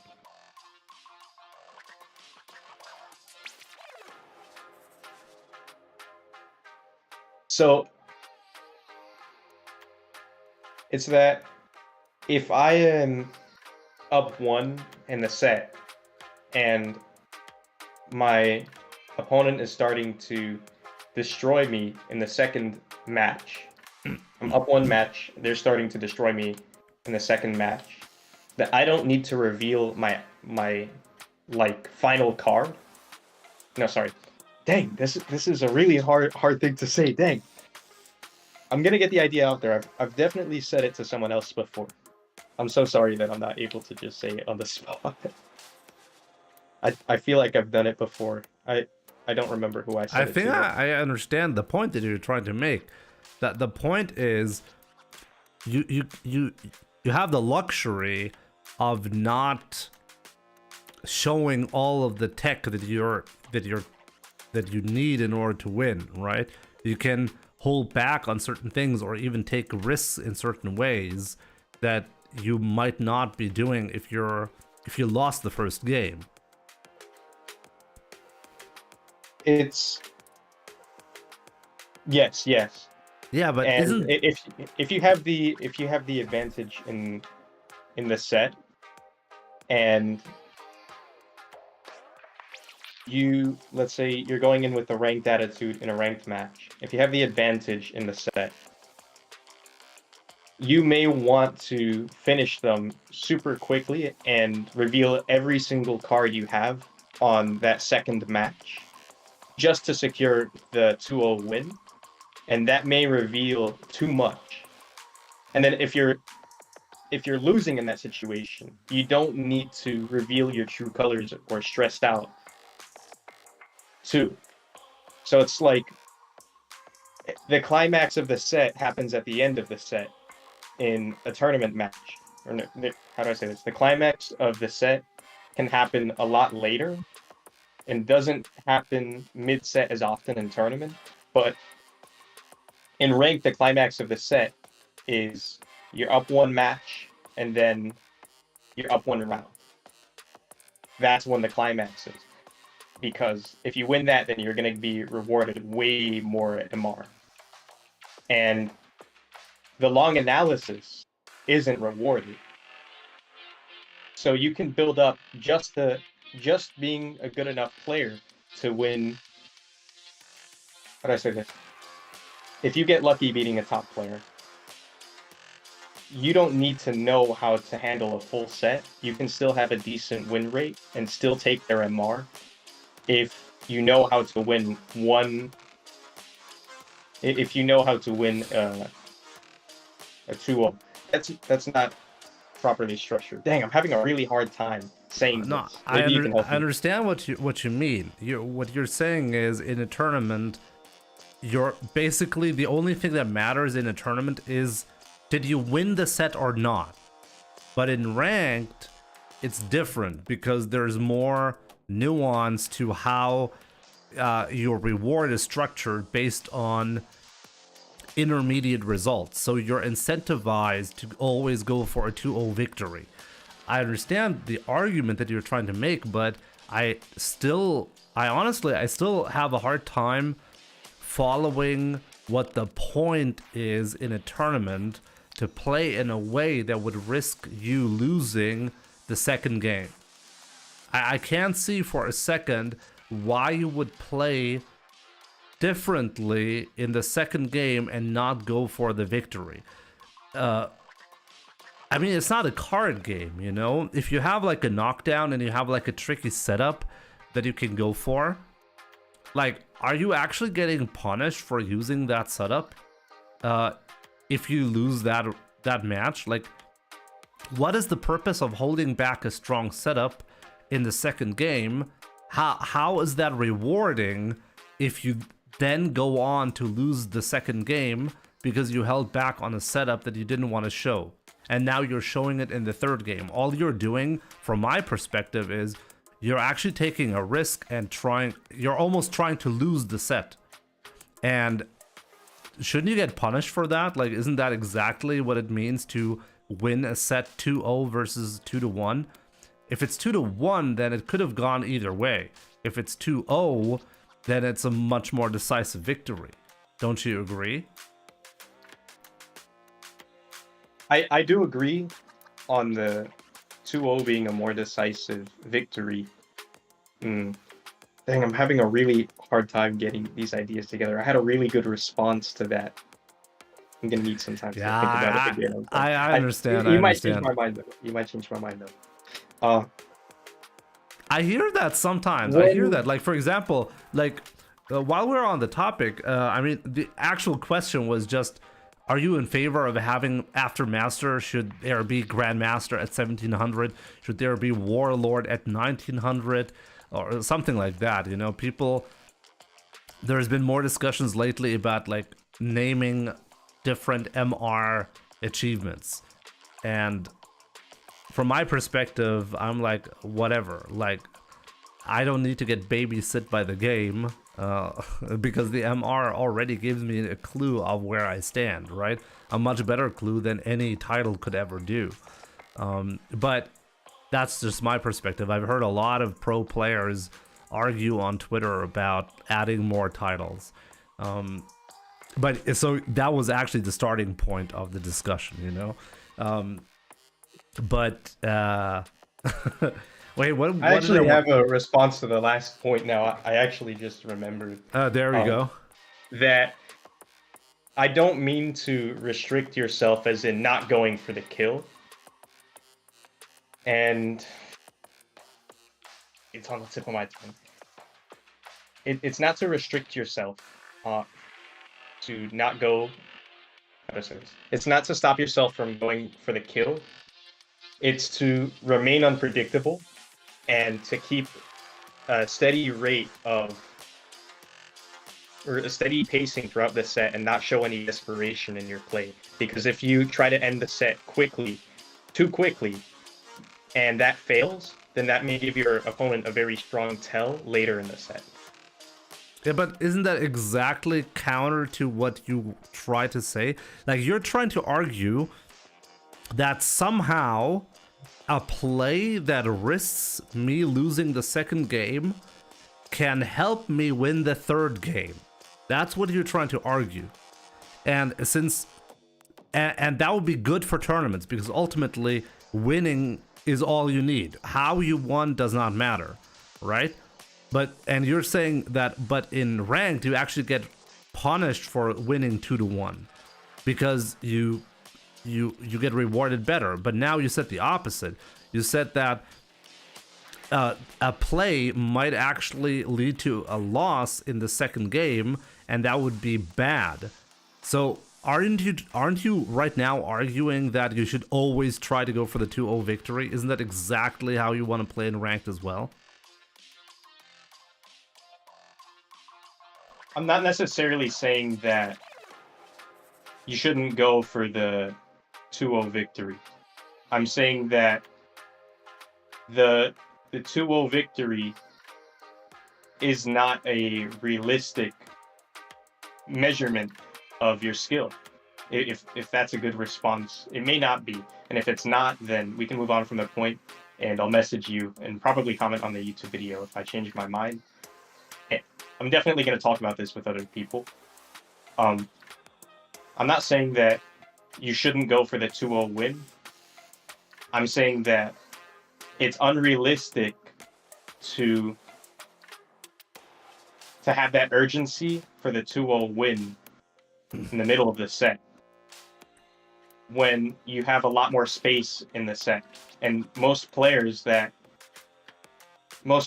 in ranked, they never explore the longer set and trying to actually take time with their analysis and not getting desperate or putting the game on 50-50 just for the set. I feel like it's very, very possible for someone to try and secure that early win, but then they show too much urgency and then they end up losing from that.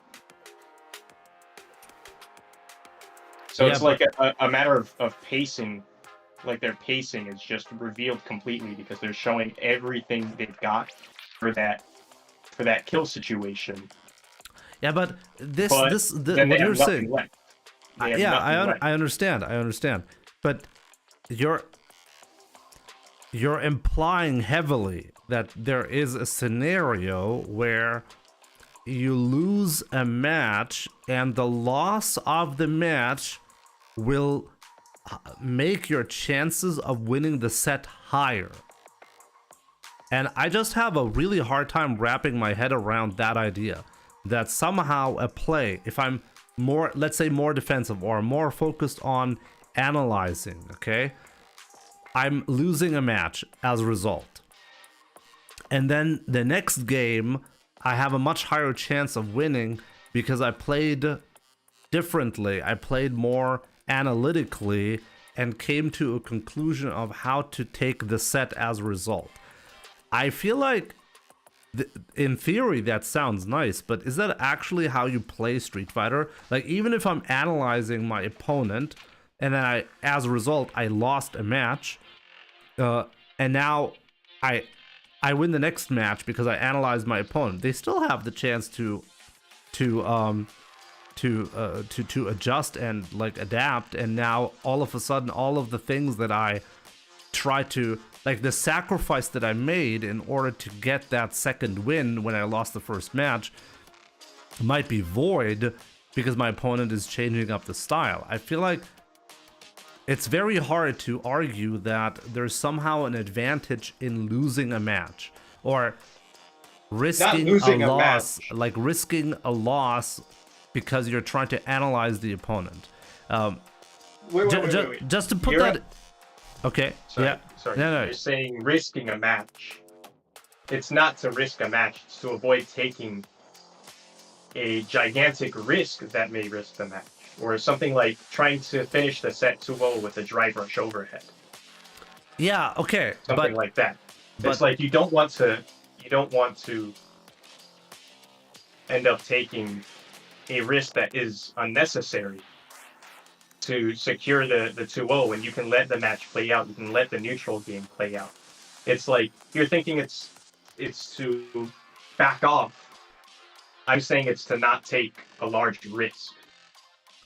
Yeah, but aren't you implying that a play that is more likely to lead to a loss in a best of 3 set could potentially help you win the set when the 2-0 play might actually cause you to lose the set, because I feel like it's hard to argue. Like, let's say you have the advantage in the neutral game. So, like, just to pick up the example that you brought up, if I do drive rush overhead, I'm taking a big risk. If the opponent is ready, let's say I'm gonna get punished for that, I lose the match. Okay, but I could have actually won the match if I had played the neutral game, because I know, or I'm confident, I can beat the opponent in the neutral game. Wouldn't somebody playing for a 2-0 victory simply play the neutral game if you're confident you're going to win the neutral game?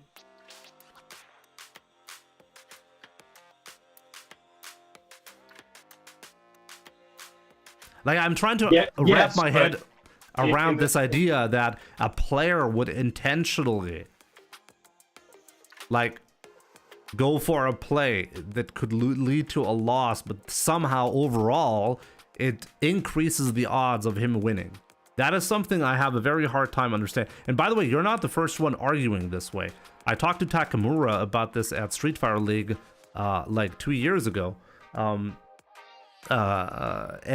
he had he was trying to make the same argument, but I remember that a lot of the other top players that were around, they all disagreed. He was like the only one.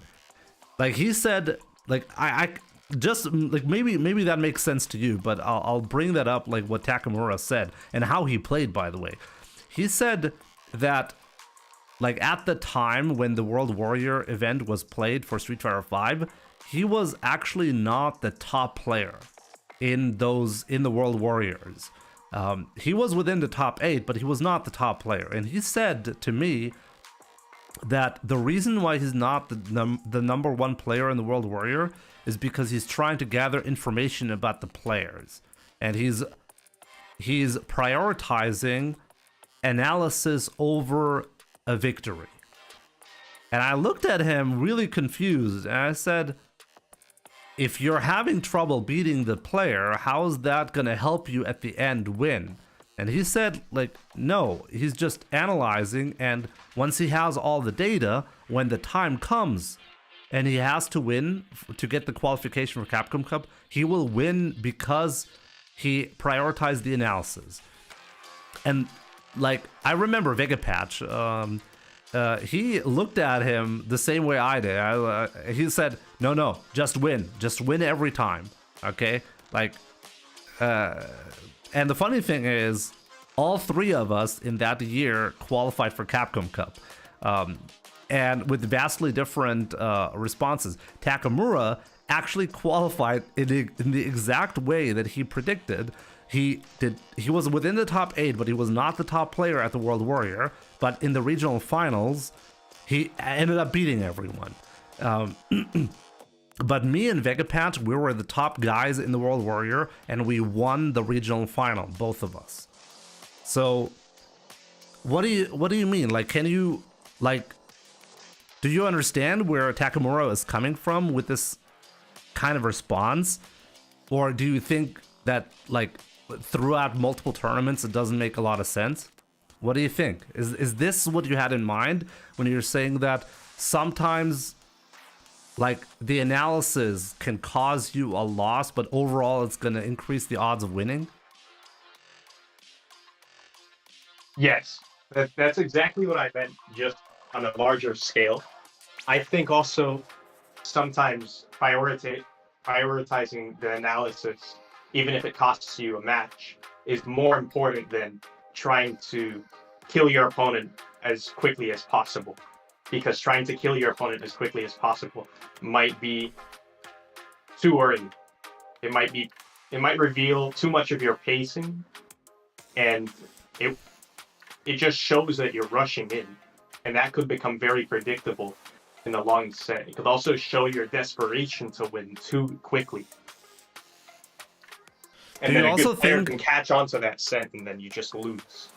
Do you also think that it's not revealing enough of what the opponent will do in the neutral game? Is that also part of it? Like, if I'm rushing my opponent down, they're basically just holding down back, and I don't get to actually know what they're all about in the neutral game, right?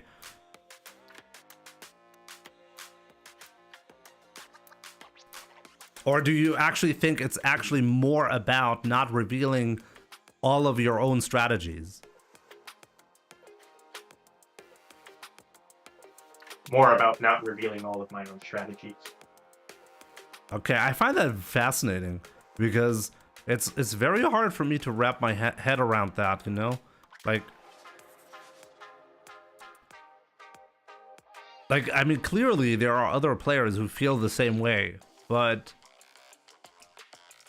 from my perspective, I can't help but just feel like at any given point, like any point in a Street Fighter match is about trying to be on top of the game, you know, like trying to have the advantage.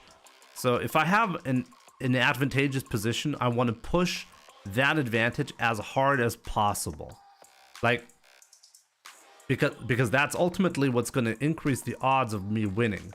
If I'm purposely not going for something strong, am I ultimately still more likely to win just because I held back in a certain spot? Because You might end up as I finding said, a like, better opening. I cut you off. I'm so sorry. no, it's fine, it's fine. I mean, like, I find it hard to think about it like that. If I'm winning the neutral game, I should never take a lot of risks, because then all I have to do is play the neutral game, right? Isn't it like that's like the definition of being better at the game, right? Yeah. If all I need to do is wait for the opponent to effectively make a mistake, then my opponent has no chance of winning. You're gonna 2-0 anyone like that, right? Say that again. I missed that. Like, if you have the upper hand clearly against an opponent, any opponent, you're never going to lose a match, because all you have to do is wait for the opponent to make the mistake, right? And then you get to punish them. But most of the time in Street Fighter, that's not the case. Like, on high level, it's not that cut and dry. Like, you can't be confident to beat, I don't know, Angry Bird in the neutral game, right? So if I have like a good setup, I'm trying to think about it like this. I'm playing like a really, really strong player. I'm playing Angry Bird, I'm playing Punk, I'm playing Mena RD, I'm playing Ending Walker, and now I have a chance to take a 2-0 victory. I'm trying to like think like you right now, and instead of going for the risk, playing the neutral game. And then, like, isn't that also a risk that I'm taking if I'm not like pushing for the victory in that spot, going back to neutral? It is a risk, but it's a more reliable one if there's more data. If there's more data behind it, sometimes you can get a full analysis of your opponent, and you can even make the entire comeback in the set just because you created the download. So if you're going in rushing to kill your opponent, then you have to have like a lot of good options to open up your opponent and understand a lot of those. But if you ever run out of tools, which does happen, a lot of characters can only cycle a couple of options before they become predictable. Like I said, kind of like a card game. Mm-hmm. If you ever run out, then you have nothing left. And then the other player can make the entire comeback in the set. So it's not as reliable, especially for Ryu. Maybe for a character like Kimberly or Honda or Blanka. 101 baby that's wee a viable game Your plan. favorite salty Rashido But for moderator Ryu, is here. D. It's very possible to just run out. Even for Akuma, who has a lot of good options that open someone up, it's possible to run out, and then the opponent has the download on your tendencies, and then you just lose. So prioritize. I feel that there does come a point where it may not happen in every single set, but there is a point where you have to value information over the immediate win opportunity. Because the immediate opportunity may be too telegraphed. Because the script, or how do I say this, the script may show, like, your understanding of the game and your opponent's understanding of the game may just show that that tool is very obvious in that moment. So It's like, don't go in too quickly because it might be too predictable. So, but with that in mind, would you say that, I mean, the reason why we're discussing this in such detail is because you wanted to show the difference between tournaments and ranked gameplay, right? Yes, and that ranked is inaccurate because it doesn't reward someone valuing the analysis as much. So, would you say that a player who's very, very high ranked in the MR system could potentially do really poorly at tournaments because of that difference? Yes, and that happens often. But vice versa, we have players like Punk, for example. He went to Japan, and one of his goals was to get the #1 spot in Japan with the MR. Do you think that he plays differently to achieve that in ranked, or compared to tournaments, or I'm trying to think. Yes, okay, interesting. I find it very hard to think like that. Like, does Punk not just go in at always and go like, okay, I'm going to do whatever it takes to take the overall victory? Like, No, I would love to see. It's like a Hail Mary. It's not, I'm not going to go in. It's that I'm not going to risk, not going to do a high risk option for the set immediately. Yes, but It's should like- you, like, wouldn't you get punished if that causes you to potentially lose the set as a result? Like, if a play that I'm going for the 2-0 victory, if that type of play would cause me to more frequently, I mean, that's the whole point that we're discussing, right? You're trying to argue that the play in ranked causes you to lose a set in a tournament from time to time if you play exactly like it's ranked. Wouldn't that reflect in the MR system? Yes. And there are a handful of players that I know that have not performed very good in previous seasons in ranked and have done amazing in tournament. And this may just slightly be a little bit more prevalent in the USA because we have some of the most erratic play at our lower level, and then at the highest level, probably the best play in the world. But don't you think it's hard to measure that simply because of the MR inflation in Japan, and like all the different regions have different skills at the same point level and stuff like that? Don't you think like it's hard to even measure that? Well, I do think it's hard to measure, but I do hear a lot of people say that in Japan, people do play differently at lower MRs. Even a low MR player would have strong VPs, strong anti-airs. You don't think that's just people being absolutely, like, I want to say racist, but but I want to say racist. Look, like if I'm talking to like casual players when it comes to like video games, okay, like I'm just talking to friends who don't play a lot of video games. I ask them about Japan. They're like, "Oh, Japanese players, they play like they all play like tool assisted bots, you know?"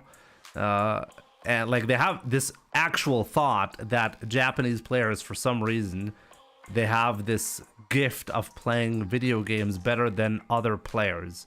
I find this incredibly hilarious because I think it shows a complete disregard for reality, to be honest. Well, it doesn't need to be praising Japanese players. It could also be just my region does not have a good casual pool.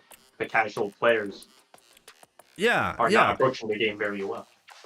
Yeah, but I mean, you have players like Ending Walker, just to name like two that I definitely know of, Ending Walker and Problem X. They go from UK to Japan, and then they jump in the MR system approximately 300 points, like within a couple of hours. You know, I like, Yeah. you know, like if there was if the players were on the same level, let's say like Ending Walker and Problem Yeah. X, they left at 1900 MR the UK. Now clearly when they went to Japan and they played against other 1900 MR players, those 1900 MR players were at a lower rank comparatively, because all of a sudden, like, they would beat players and would gain way more points on average. So the same skill level, the same win rate that they would beat caused them a big spike in MR, right? So obviously the MR system is inflated in Japan compared to other regions. Or do you actually disagree with that? It might be a little bit of both. It might be Japan players are just better on average, and there's a larger player base in Japan. So probably more inflation than it is skill. But I mean, I definitely agree. They have the strongest players. Like, if you would put all of the regions or all of the countries against each other, there's no doubt Japan would come out on top, right? Like, if you would put like the top 100 players from every country, I have no doubt Japan will come out on top. I mean, the amount of players, I think this is something that's very, very easy to argue. The amount of top players is like the what do you say? Like the Japan has the most amount of like strong players for sure. But it doesn't mean that if you have like a 2000 MR player from Japan, is that the same thing as a 2000 MR player from Europe or the US? Because it doesn't seem like that's the case.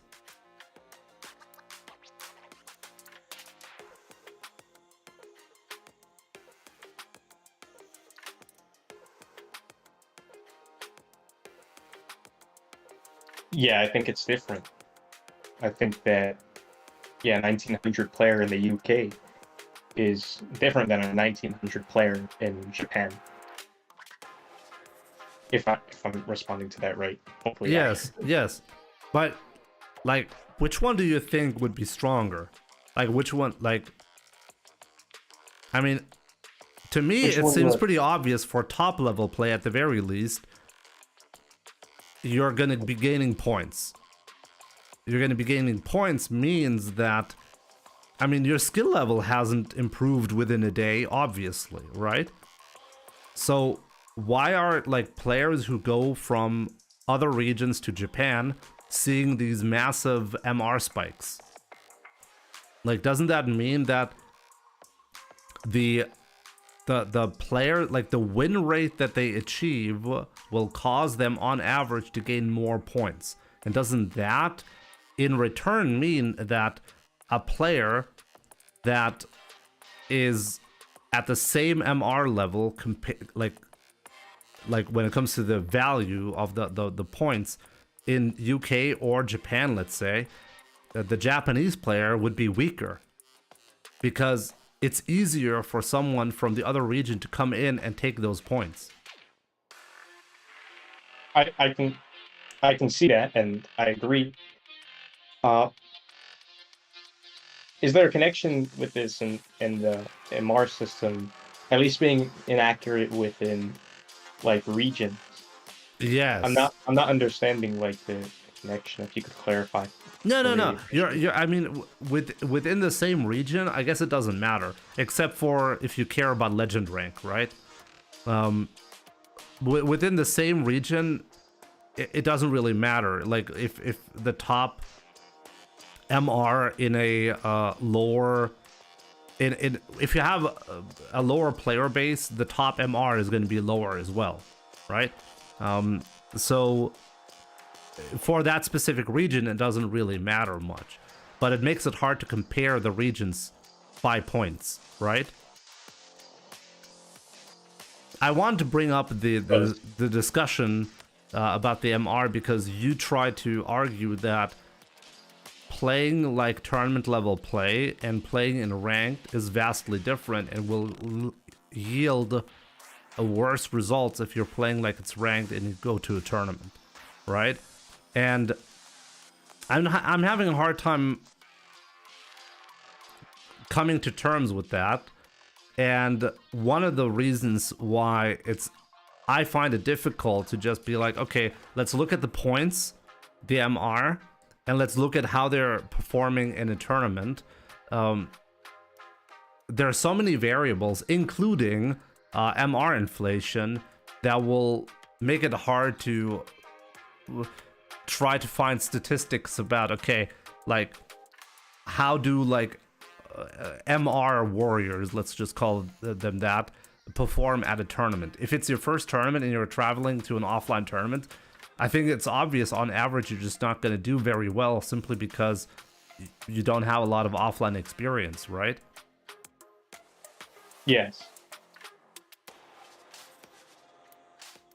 But yeah, there are players that, like I was saying, there are players that are the MR warriors and they perform bad in tournament. And you brought up like Punk being different in tournament versus in ranked. And there are tournament players that do very good in tournaments. I mentioned like Christatarian and Kaba, tournament players that also don't do good in rank. Is that actually the case?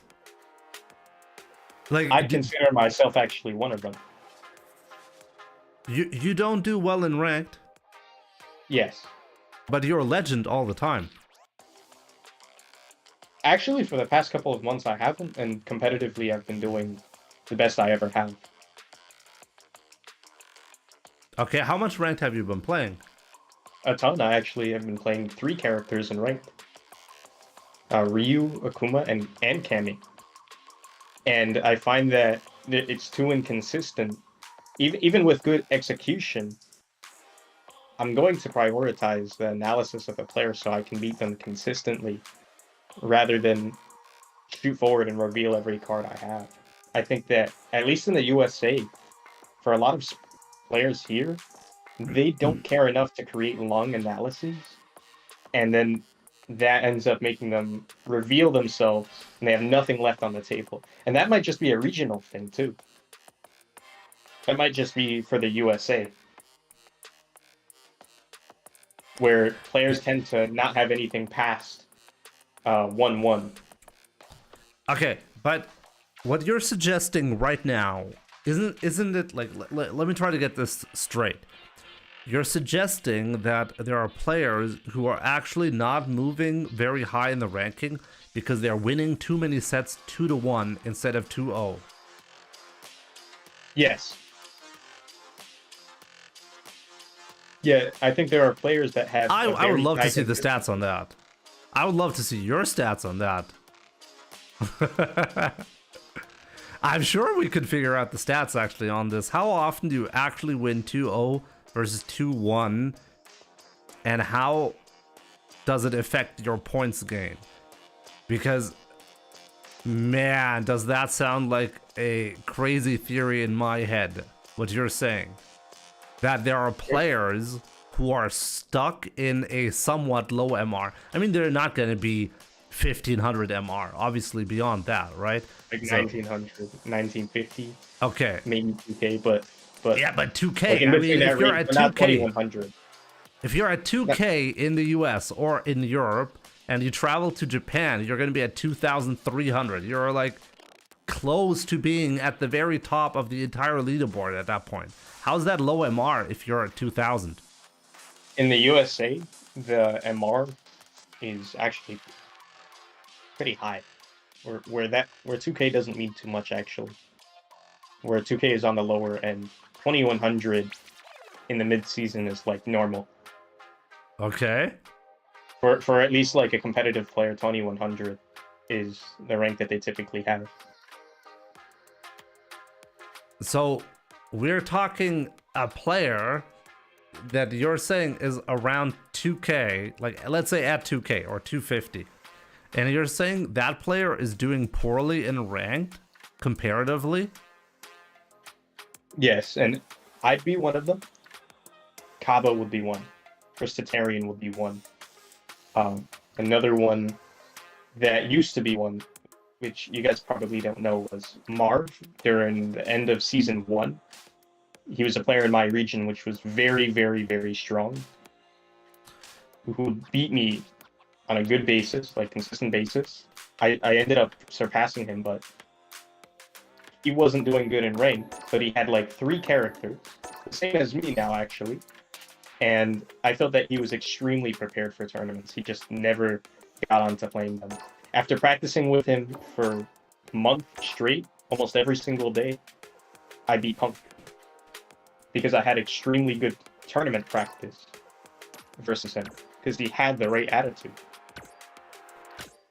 So even though I was practicing versus a 1900 player, I was getting top level world class practice. And these players are rare,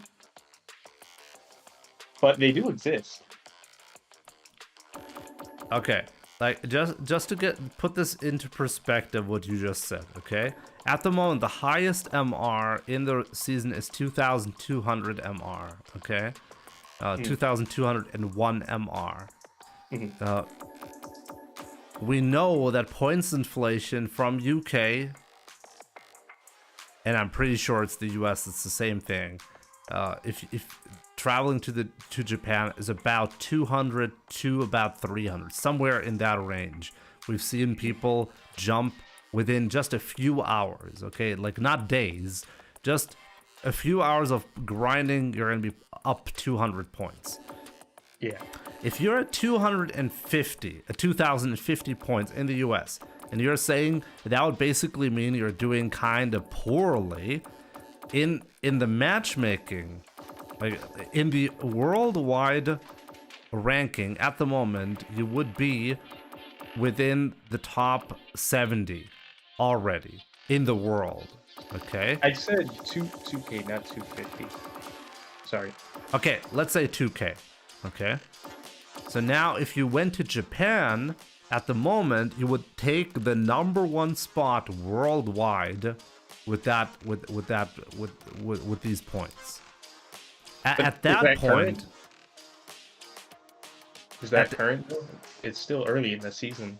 It's still early in the season, but isn't like at one point, isn't it more about, okay, like how many hours are you actually spending in a ranked, whether you're like first on the leaderboard or number 100 or even 300 on the leaderboard? Isn't that more determined by that at that point? Like we're talking like such a marginal difference. I mean, or do you actually think it's that big of a deal? I think it's that big of a deal because I see that some of the players here in the USA, and another one actually, Knuckledo, who doesn't even play ranked, which is like really interesting. He doesn't even play ranked, and he plays tournaments and still does very well. I think he's played ranked a little bit this season, but for like almost the entirety of the game, he has not been playing ranked. Yeah, but playing ranked isn't the only way to acquire the skill, right? I mean, obviously, Knuckledo must be playing a lot of Street Fighter, and he developed some way of gaining all the knowledge on all the different characters that he needs in order to win, right? Whether that's like grinding not Battle Hub, but like opening a room and like inviting strong players for all the different matchups. That's like a common thing that players do on a high level, right? You don't have to play ranked, but with ranked, you always guarantee a lot of variety, right? If ranked had the same structure of set wins versus 2-0 wins, then people would likely not be going into custom rooms as often. The top players wouldn't be going into custom rooms as often, and they would feel more incentive to play ranked. You think so? I find this, dude. Like honestly, Paladin, you're blowing my mind right now. I would love to see if this is actually true what you're saying. I would love to see if there is actually a better way. Like, what I would love to see is like implement the system that you're suggesting. Like, make it basically be the same MR whether you're winning 2-0 or 2-1, and see if it more accurately represents the outcome of a tournament based on your rank. If it's closer to that, I would love to see that. If there's anybody in your stream right now that can do that, that'd be mind blowing. I mean, we can't do that unless Capcom. I think we cannot see that unless we take the current data. We can do that with the current data. We know how high the discrepancy is between the current ranks and the tournament results. We can calculate that, but in order to see if what you're saying is true, Capcom would need to implement the change that you're suggesting. I don't think so. I think they can scrape the data from Buckler's boot camp and actually no. The replays are not in Buckler's boot camp, but if they can scrape the data from just you DFN, mean? Oh yeah. Okay, wait. You're right. We can do that. We can theoretically calculate the MR differently based on. Yeah, we could invent our own system because we have all of the wins and losses. I think at least we have that. I should ask CatCami about that, if it's somehow possible to try to find a correlation. Because if that's true what you're saying, like that would blow my mind. Like some people in chat right now are definitely agreeing with you. I have a hard time thinking that that's accurate, but I could be wrong, you know? I would love to see that. Now you brought up something really interesting that I had not thought about. You can say my name, Jimbo. Yeah, it's Land. Land in chat is suggesting that. Like, it was very important for him to mention him by name.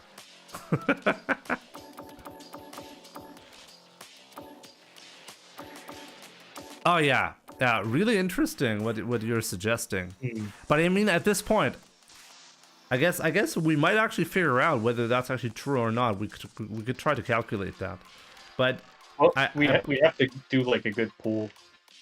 I'd say the top. It'd take like a week to collect all of the information, but I'd say like the top 500 players within a region. Any region can be picked.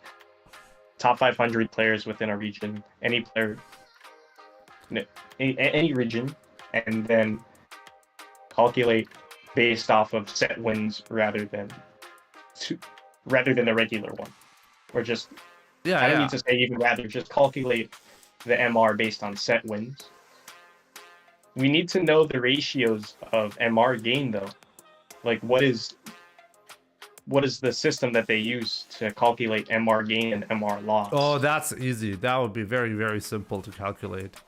Like, I don't know the exact algorithm, but I'm sure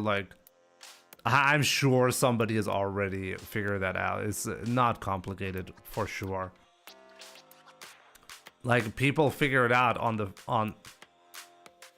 when Capcom announced that they're gonna be they're gonna have changes to how the MR where the MR system is gonna put you after a reset. People before the patch went live figure out the exact algorithm that they're using, even before like on the same announcement day. So I have no doubts people are we surely know the data on that. But yeah, I mean, I'll try to find people who can do that. Maybe CatCami on Twitter is interested, and maybe that's also a good segue to what I have on my stream right now. The top 8 character representation, right? Like, we want to briefly take a look at this, but I mean, I guess it's not that important at this point, because like one thing that I want to argue about Ryu is he's rarely played, right? And here you can see that, like, he's, funnily enough, out of the top or the bottom 5 characters, like Paladin, you can see the picture, right? Yeah, I'm looking. Okay. Out of the bottom 5 characters, Ryu is the only one actually winning CPT World Warrior events. And that's quite interesting, you know? So he's rarely played, or at least he doesn't often finish on the higher end of the scale, right? Because you said he's about mid-tier, but when it comes to the results, at least the World Warrior results, he's currently bottom 5. But I can also show the Premier event results. They're also here, right there. There we go. And here, it's quite fascinating as well, because with the Premier events, Ryu has... here, he basically is pretty much in the middle, right? Which is interesting. But he's only got one top 8 finish, and he happened to have a victory in that set. So what do you think? Do you think like the data is not enough data for us to analyze, or would you say it doesn't matter how well he's placing in the tournament scene? I think it does matter how well he's placing in the tournament scene.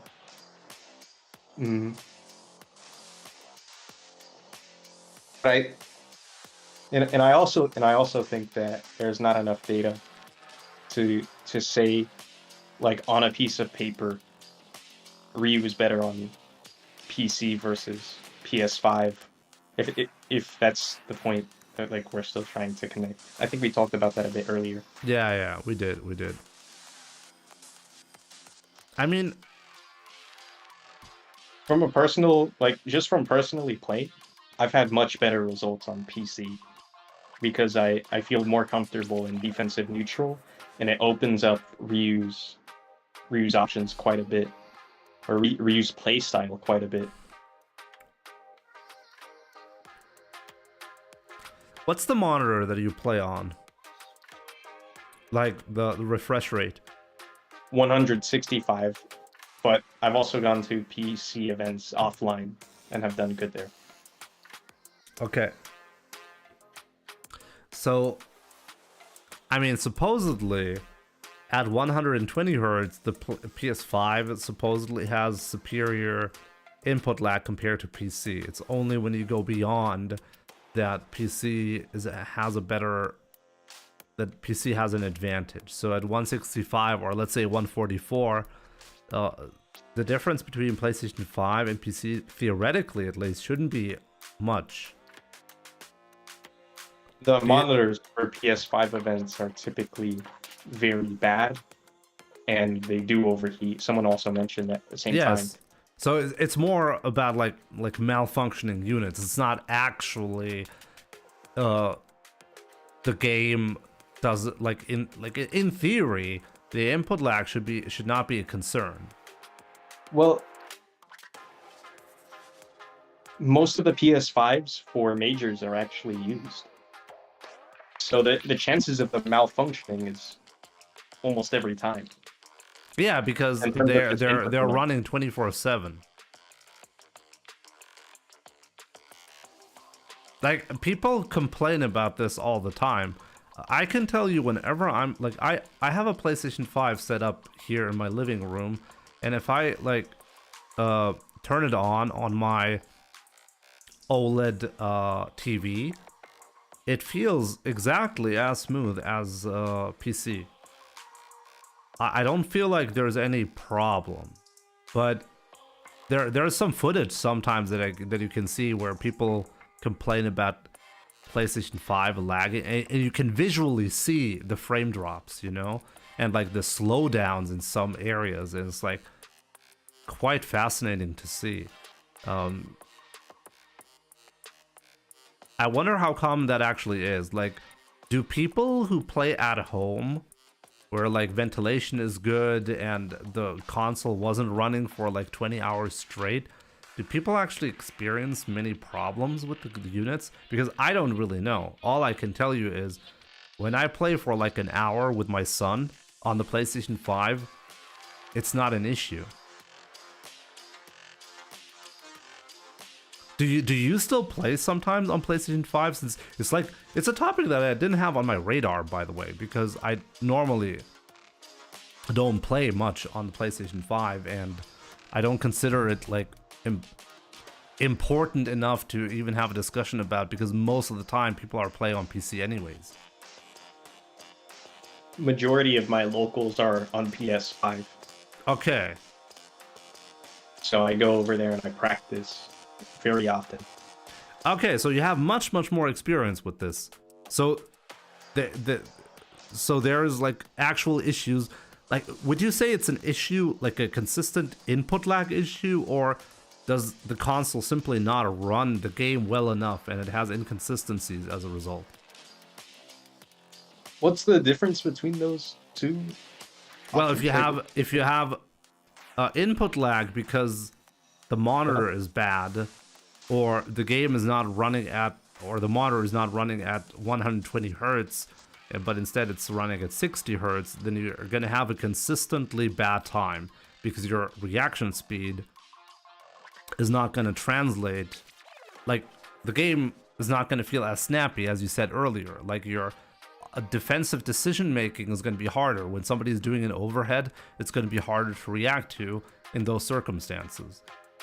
But if the input lag is good, then theoretically it should feel fine for the most part, or inconsistent. It should feel inconsistent. Sometimes it would feel good, and then other times it would feel like it's slowing down. Like, I've seen footage recently where somebody I don't remember the tournament, but there was some kind of tournament, complaining and like capturing with the smartphone just the video, like just video capture on the smartphone, and you could see the problem. Like, you could visually tell this is not an input lag problem. The PlayStation 5 simply couldn't handle the game at that point. You could see that it was dropping frames. What's the difference between like it being like... Sorry, I'm saying like a lot. What's the difference between the PS5 not being able to handle it and just input lag? Because I feel like... Oh my gosh, I said it again. I feel that the issue is consistent regardless, whether it's either. Yeah, but like, it would feel vastly different. Like, can you see the problem when you're playing? Can you see the problem, or can you only feel the problem? Feel. Like, Feel. do you feel like the game is less responsive? Feel. Yeah. So the game feels less responsive, but the animation and everything, they're running exactly as smoothly as they would on a PC. Yes. Sometimes there's screen tearing, but sometimes there's for the most part, screen yeah. tearing. Yep. Like, I'm sorry, but that really sounds like you should just play on different monitors. Did you check the settings on the PlayStation 5 whether input lag reduction mode was on? Wait, you didn't know screen tearing was common for PS5 on Street Fighter 6? It isn't common on the PS5 if you have your settings correct. Well, even on optimized setups, there's a lot of screen tearing for PS5 with Street Fighter 6, a lot. And I've even seen it in tournament VODs. Really? I have no screen tearing when I'm playing on my PlayStation 5 in my living room. Like, it's a 120 hertz OLED TV that I'm playing on. And I've never seen any screen tearing on that thing. Well, your PS5 isn't one of the used ones, probably. And yeah, overheating too. Someone mentioned overheating. Yeah, but you said it's a consistent issue. So. Yeah, that is consistent. PS5s commonly overheat at majors very often. Yeah, but you said that if you turn on the PlayStation 5 and it's exactly like the responsiveness is always the same, it's always equally bad. If a game console overheats, then normally you're gonna have like a weird spike where the game all of a sudden will slow down dramatically, and then go smooth again once it gets like overheating is usually shows itself as an inconsistent problem. Like 1 second it's good, the other second it's all of a sudden terrible, it feels like. But if you have a monitor with bad input lag, then visually you won't be able to tell anything. It's just that you're pressing a button and the response is just too late. So that's the difference between the two. But if sometimes it's either and or. Yeah, but then it's definitely like you said, it's smooth for the most part, like visually. Yeah, But- and then sometimes it's just terrible, like terrible out of nowhere. PS5s are just inconsistent. It's really odd because I thought you would know this. I know from people complaining at tournaments, and I believe them, obviously. All I can tell you is, like, on my PlayStation 5 at home, I don't have this experience. And the measurements show that theoretically it should be fine. Because there's no, like, I remember back in the days when we had, like, the PlayStation 4 and Street Fighter 5, and there was a massive discrepancy between input lag on PC and PlayStation 4. And so it wasn't about overheating back then. It was simply the game was coded in a way that made the game on PlayStation 4 run worse. That was, by the way, because of the Unreal Engine back then, because there was actually a bug in the Unreal Engine that caused more input lag when you exported for the game for PC versus for PlayStation 4. The PlayStation 4 version would always run worse than the PC version. So for an entire generation, we had this problem that the PlayStation 4 games simply sucked, even though the PS4 could theoretically do much better. But that was a consistent problem. We could measure that. We could see that, oh, if you press a button, it would take 8 frames of input lag, right? I mean, that was the meme back then in Street Fighter 5. But that's not the case for the PlayStation 5 version. The PlayStation 5 version is doing better than PC in terms of input lag up until you go beyond 120 hertz. That's when PC will catch up to the PlayStation 5 and do a little better, but not that much better. I think it's that much. I think the statistics are at least inaccurate because they're not being done on like widespread. Let's say all the PS5s at Evo. They're not being done on all the PS5s at Evo. Yeah, to get that data. They're being done on fresh PS5s. Yeah, exactly. PS5 is completely different. Yeah. If the PlayStation 5 has a consistency problem because of overheating, then obviously that would cause problems at tournaments, right? Yeah, and it does all the time. Yeah. And I believe that. Yeah. But I was curious because you said that the game would look smooth and everything. And I was like, that doesn't sound like an overheating issue, though. Do high hertz, just to clarify in chat, high refresh rate actually matters a lot, even in a 60 FPS game. This is a very common misconception. People think that 60 hertz is all you need for a 60 FPS game. It's not true. Many tests have been done. Even a 60 FPS game will lower the input lag dramatically the higher you go. There's actually no limit. Like Jimmy, yeah. I feel like we've talked about the same thing quite a bit, though. I don't understand, like, what where the conversation's leading to.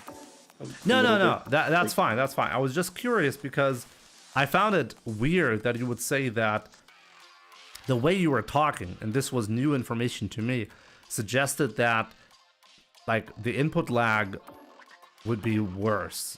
But obviously Like you said, it would visually be exactly as smooth as PlayStation 5, as PC. That's something I want to explore. But you're right, it's not that important right now, and we can definitely move on to. Well, you know what? I mean, we've been talking quite a bit. How about we play some games? How about that? Yeah. I'm sorry I cut you off. No, when I no, said you're that. right. You're right. I think it's not worth really exploring this further. I'm just fascinated by that. Like, don't you think that's really odd? It's never happened before. I mean, I've been in this community for so long. I remember the Street Fighter 4 days where we had consistent discussions about input lag, Xbox 360 or PlayStation 3 versus PC, and PC would always come out on top, you know? PlayStation 3 was the worst out of the three, always. And then the PlayStation 4 with Street Fighter 5 was the same discussion topic. And then finally, for Street Fighter 6, it was different because the PlayStation 5 actually did really, really well when it comes to input lag. But it still ended up being hated as a tournament console. And that's so silly to me, you know, where I'm like, wow, like Sony must have really screwed up like the cooling system if you get like everything seems fine, but you get consistently bad results in a real tournament setting because all of the PlayStation 5s overheat constantly. And that's so silly, you know? It sounds silly, but it doesn't necessarily need to be like every single PS5 overheating. It could be only a handful. Not a handful. It could be varying input delay between all of them. Yeah, which actually happens very often. It's not every single PS5 is overheating. It's that some are overheating, some are just slightly overheating, some are not overheating at all. Yeah, you don't exactly. know which one you're gonna get. Yes, exactly. But as others pointed out, like Street Fighter 6 isn't a particularly demanding game to begin with, so it's so silly that the game would push the PlayStation 5 to the thermal limits, you know. But yeah, Blockbuster John in chat also mentioned Sony is not making consoles for tournaments, and I think that summarizes the problem, you know. Because the focus is obviously somewhere completely different. It doesn't make any financial sense for Sony to invest more heavily into the thermals when it's not an issue for the average consumer, you know? But it's still sad.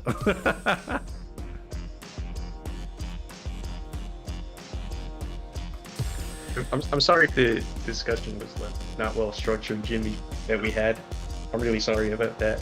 What do you mean? I don't want it to seem like an argument. No, it should be an argument. It should be an argument. What do you mean? No, we should have different like, positions.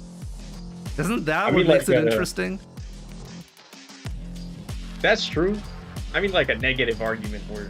Nah. Like, I mean, I'm the kind of guy that confronts people. Like I like to dig like really deep sometimes and like poke at people. You know what I mean? Because I just want to know what they really think. And honestly, I think you actually blew my mind with the suggestion about the ranked system being changed. I did not have that on my radar, like, at all. I appreciate that. And I'm excited to see if anybody actually scrapes the statistics and can calculate. Yeah. Well, that we should try and make that happen. Like, seriously, I think that would be amazing. All right, first to 10. First to 10. Is it set up to first to 10? Yep. Let's go. Round 1. Fight.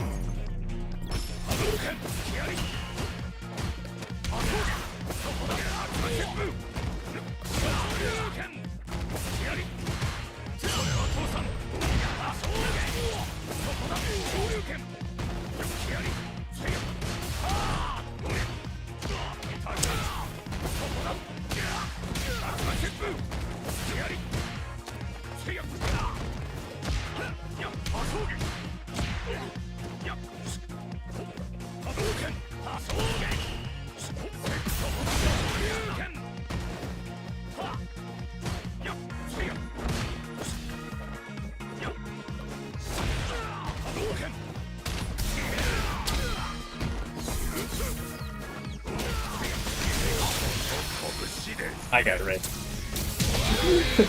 Yeah, but that was a close one. Good first round. Round 2. Fight.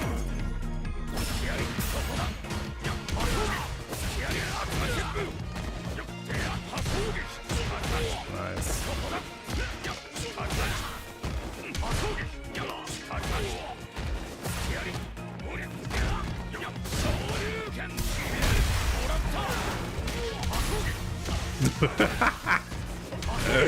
How silly of me.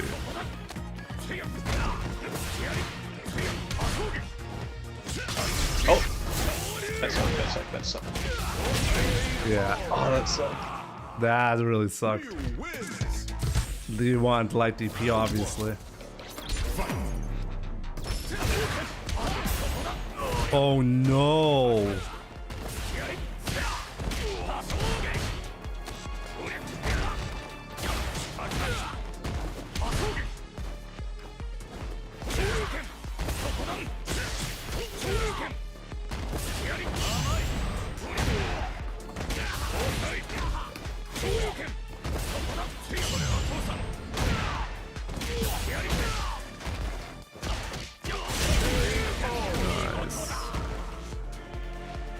Round 2.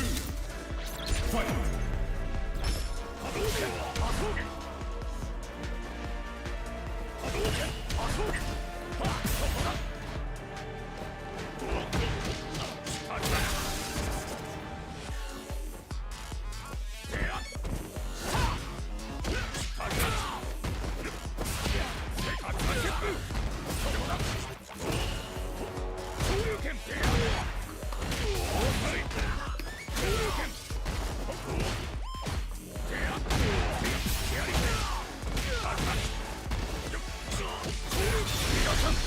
That was sick.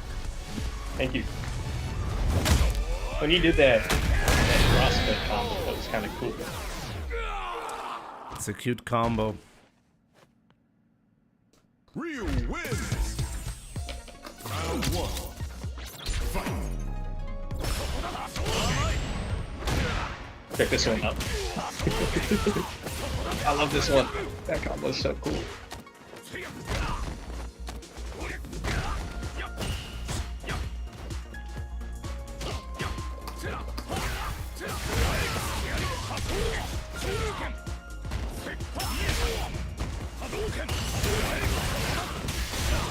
Wow, that was sick. Thank you. Round 2. Fight.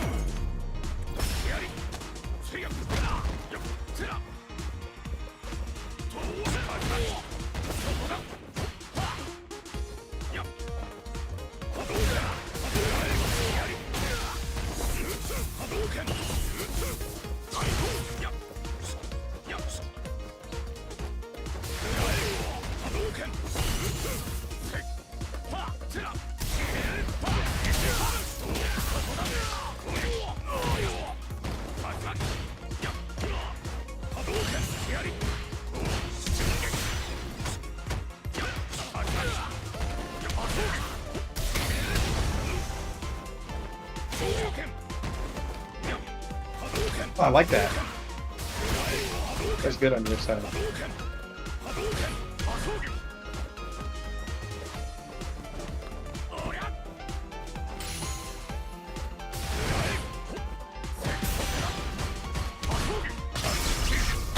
You sneaky! Oh my god! Yeah, that was really sneaky. Is that the kind of like 2-0 consistency we're talking here? Ryu wins. Maybe. I don't know, I just felt like that would be a well-placed level 3. Fight. It's only defined by whether it works or not. Basically, yeah.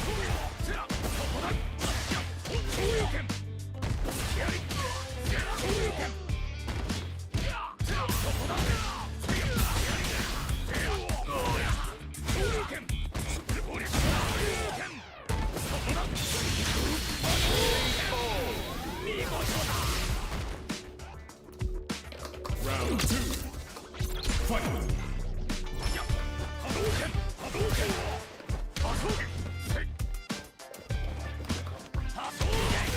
Dang, I got hit.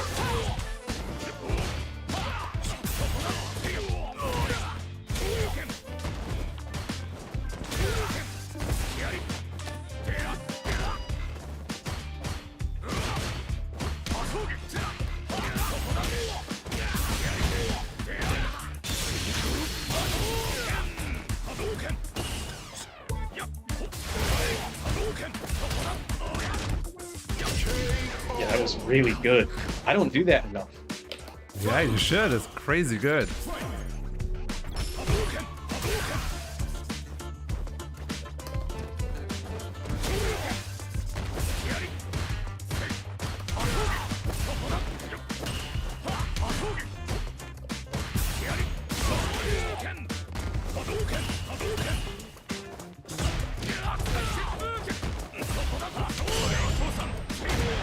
Good shit.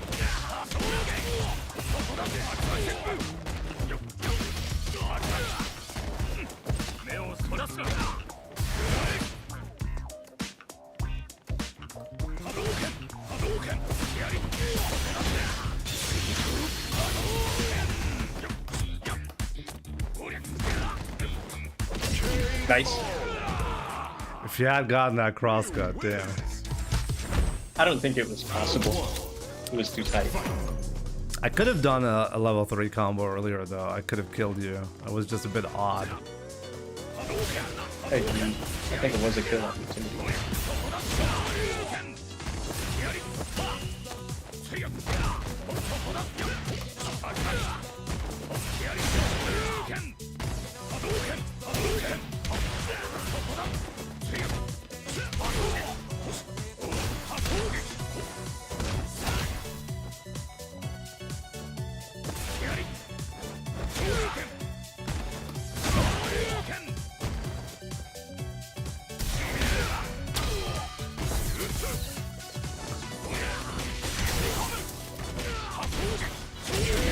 Nice, nice, nice. Thank you.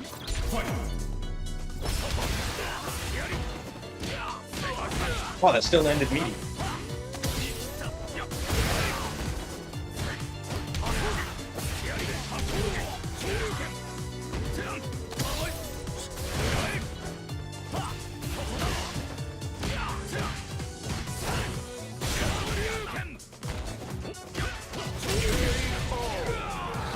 Oh man.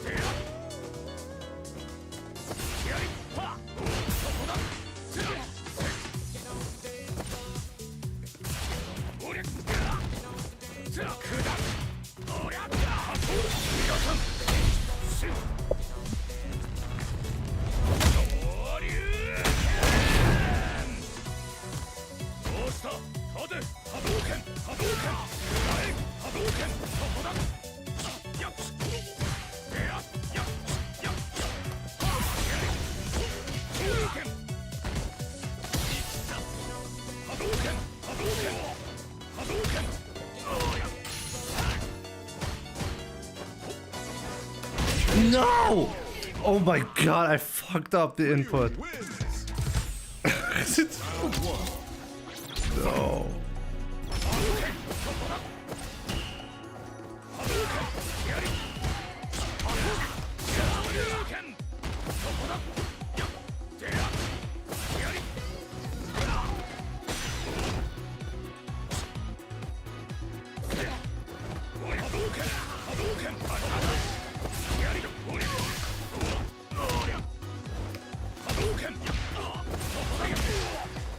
Oh.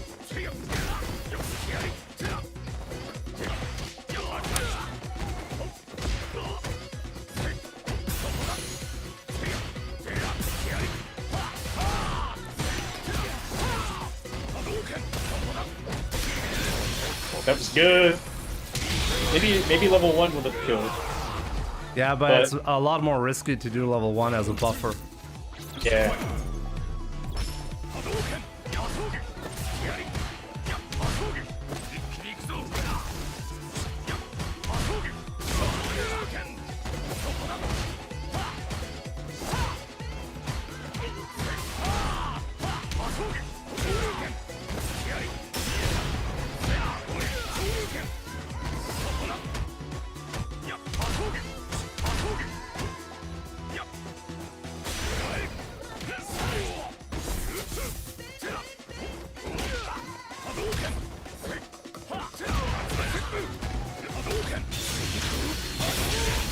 I shouldn't have done that, I know.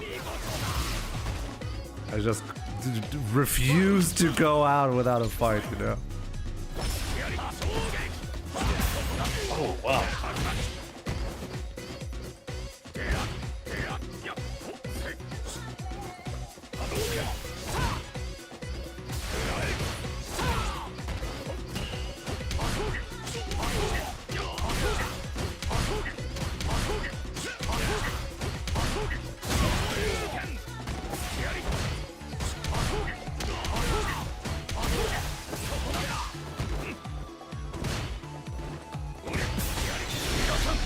And I'm dead.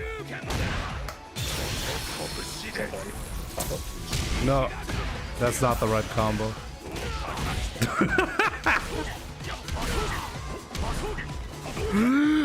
Oh, you I'm back such to an idiot. Wait a minute, how do I convert properly from there? I have to do a hard punch before I do the level 2, right? There's no way to get a better charge. Round 1. Fight.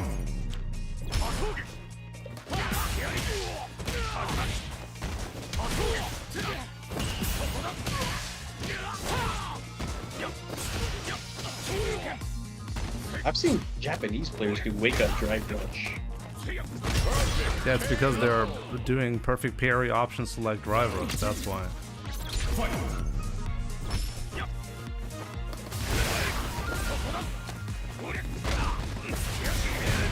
Oh.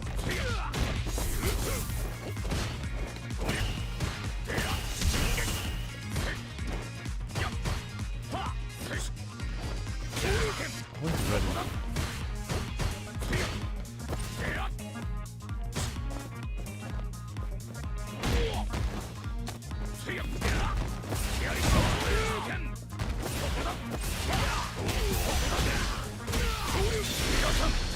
Very nice, very nice.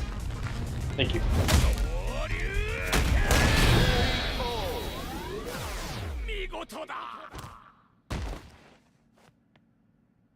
Ryu wins.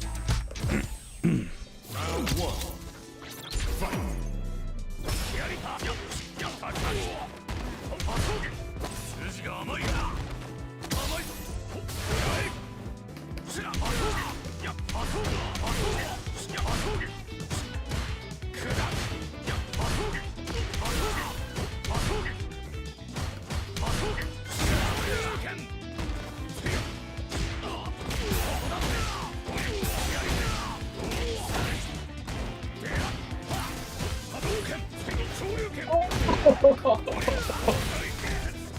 And you landed the conversion. Oh.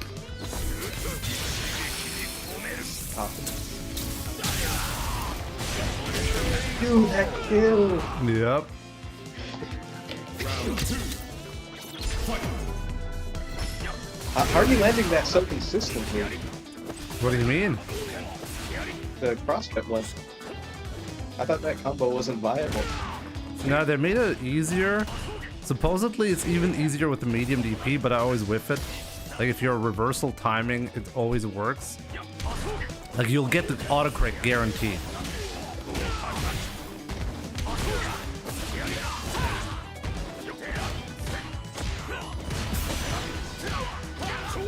Dude. Okay. I'm sorry. Could have killed you. No!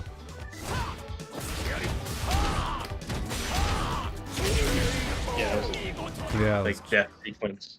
Ryu Did you know that you can do the EX Hashogeki on block and charge into the level 2? Or do level 2, charge, and it'll still be a true block string? Oh no, I did not know that. Ah, interesting, I should try that. Round 1. It's probably difficult though. It's surprisingly lenient. I'll try and land it on you. Okay. Oh, now I'm dead.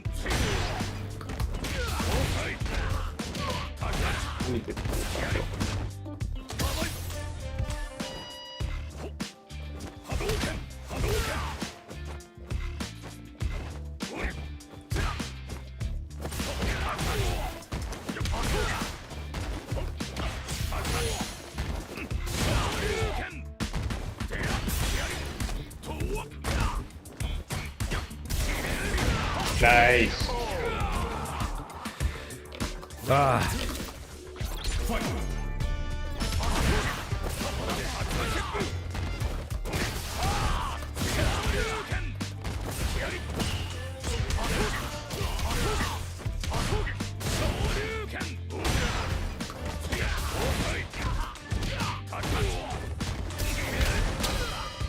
Is this dead? I'm dead. Nice. You're dead, yep. But I needed to walk up during the stun to get enough bar. I was worried for a second, but I got it. Ryu wins! Land is so happy I'm doing meaty DI. Like I have like this viewer I have discussions with about whether meaty DI is good or bad, and he always tries to encourage me to use it more. Oh.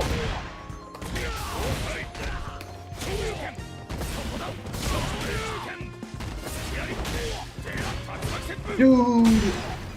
Whoa. Yeah.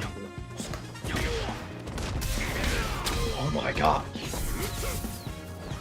I haven't reacted to a single DI yet. Oh my.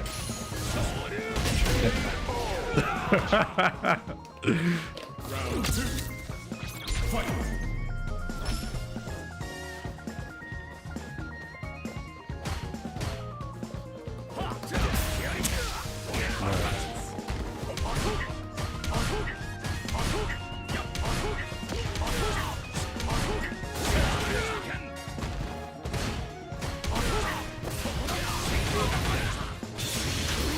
Nice combo.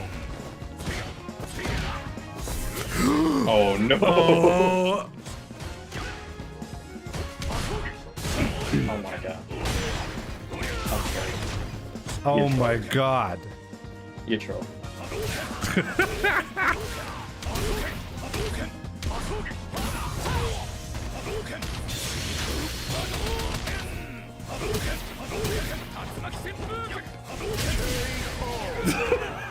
No! Unbelievable how that went wrong.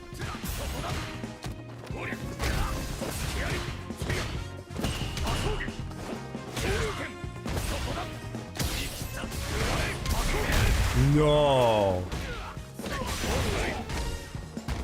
No, I didn't level 3.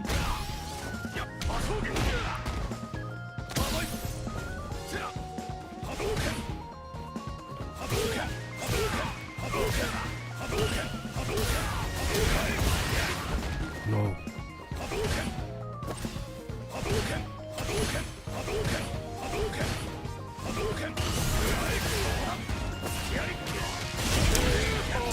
Unbelievable. Ryu wins! Round 1. Fight!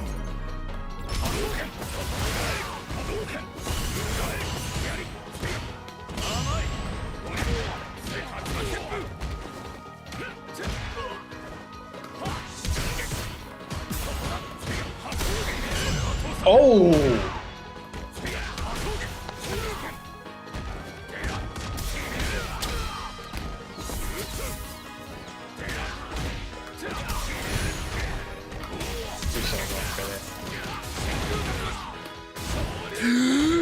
No!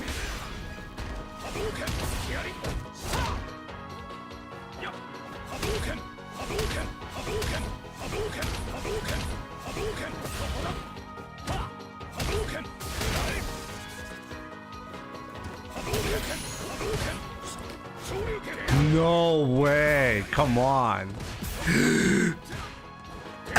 No! What? No way! You're throwing that game. You're throwing that game! Did you just see that conversion? What did you do? I got this. Oh no, I'm dead. Did you just do a micro walk? I did.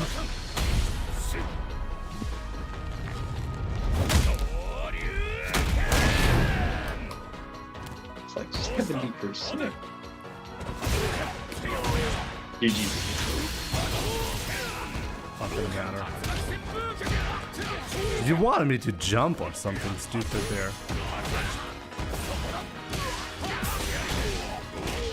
Unbelievable. Like the balls to do that.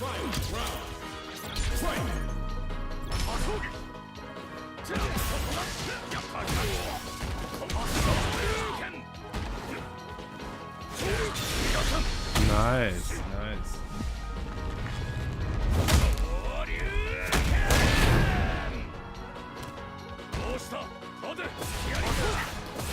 Bro.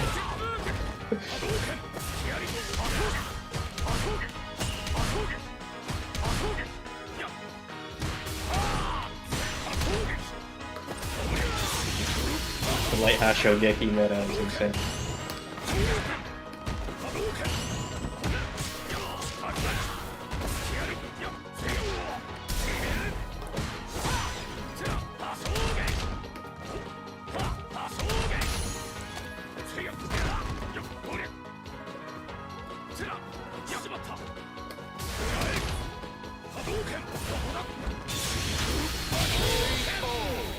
I cannot believe that worked.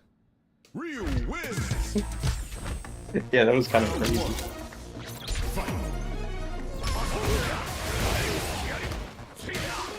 Oh, that was so mean.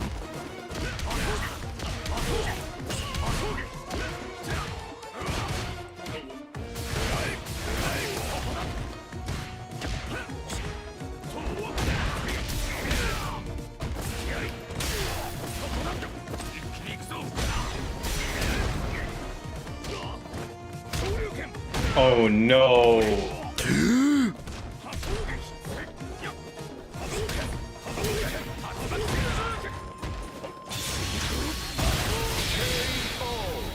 I guessed. I had to guess. Yeah, you have to. Like it's an entire round, like 50-50, so.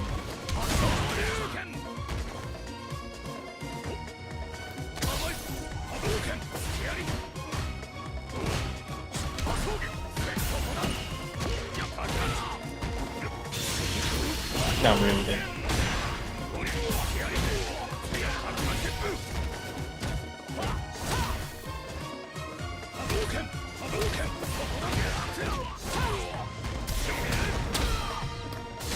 If I was to wake up level 1 there, it would have been a really bad situation regardless. Yeah, that's why I wasn't worried. Wow.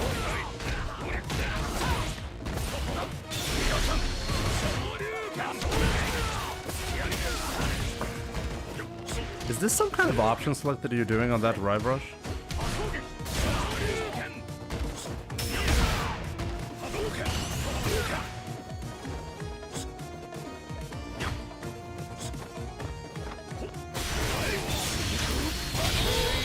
Wow, that was fantastic. Are you like purposely delaying that attack? If I do a level 3, you can still block, and if I don't, then you do a delayed and you still get the drive rush medium punch? Yep. Interesting. Yep. Round 1. Fight.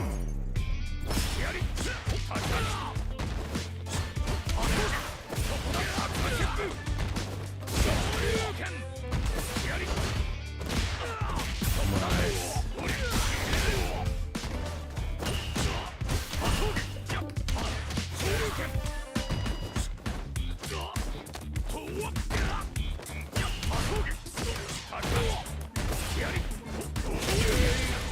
You will never tag. Round 2. Fight. Okay.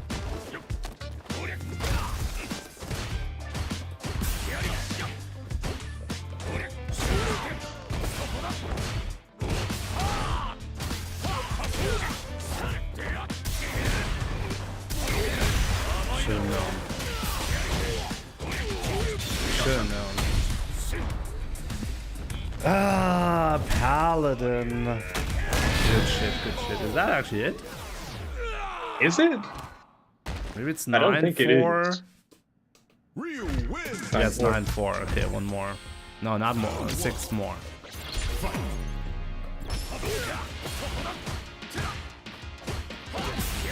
I'm getting hit low for free.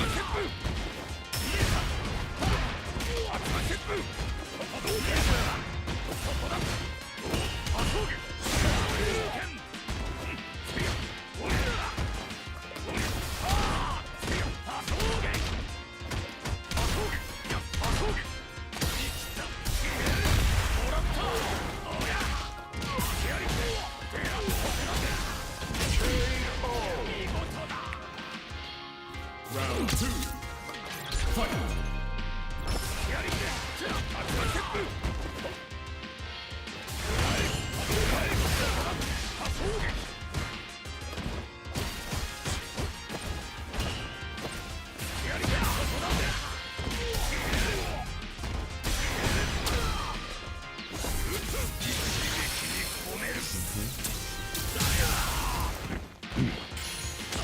You don't think it's okay then.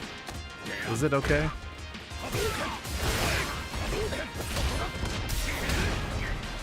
Oh, wait a minute. What am I doing?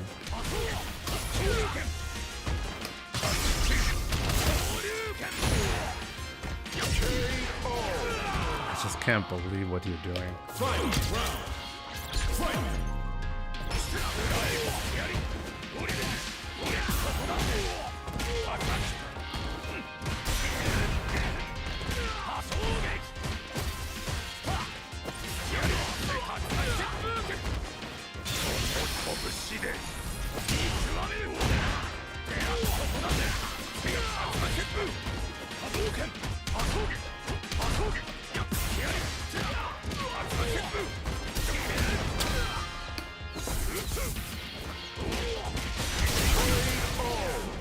Lan, did you see? I did medium Tatsu into meaty DI.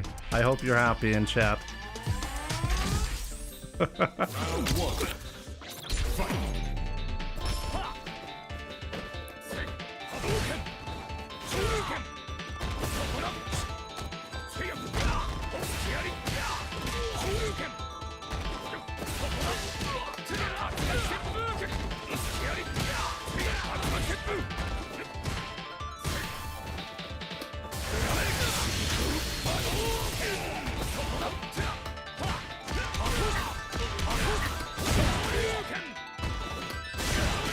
This guy. Round 2. That's I did dude not once. expect that. No way!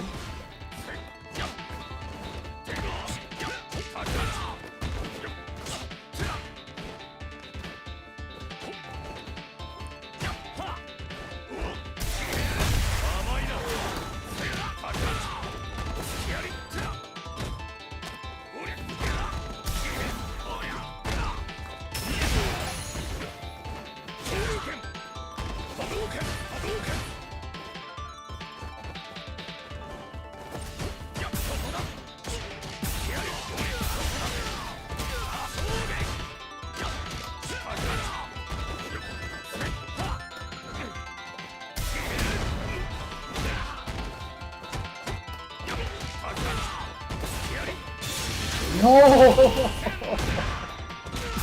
That was such a good round. Man! Ryu wins. There we go. Round 1. Fight.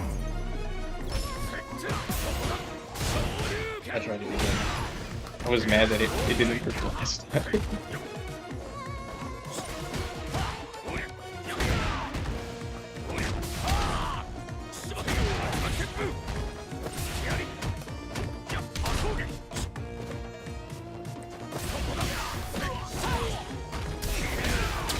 Dang!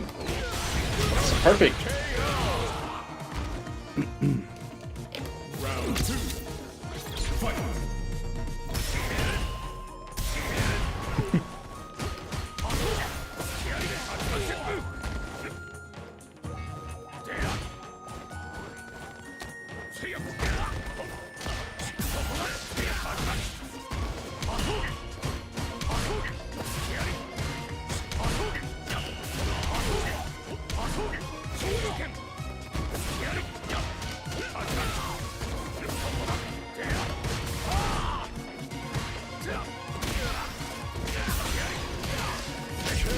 Dude. Okay. Let's go. Is the CFN bug? Yeah, the CFN bug, damn. I think that's 7-9. Yeah, that was 7-9.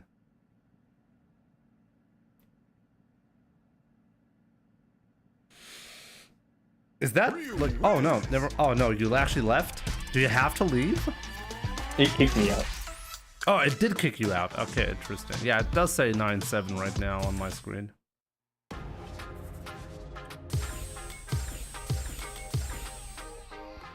Yeah, the connection just died for some reason. Oh, wait a minute, do I have to invite you? Yeah, invite me again. Let me see if I know how to do that. We are friends, right, on the CFN? Maybe not? I No. don't think so. Oh my god. Why? I don't know. I may have unfriended you on accident, but I don't think On accident. I don't think I did. Chat. I don't think On I did. accident. Or we just never friended each other on CFN. No, Because probably. it was yeah. early.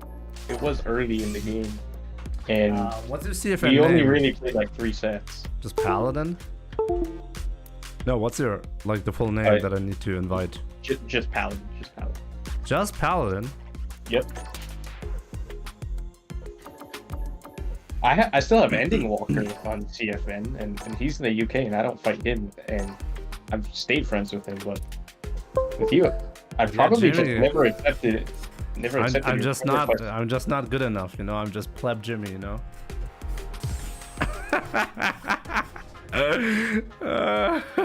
Let's go, 9-7. Enter the ring.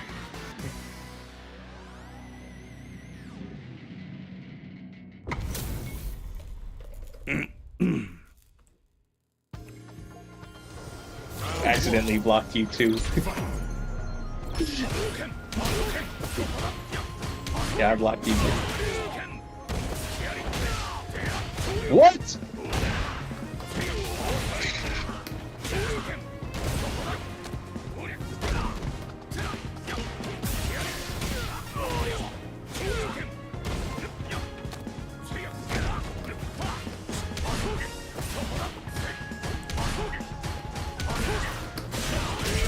The light Shogeki meta is so crazy. It's so good and yet so stupidly inconsistent. Oh, that was good.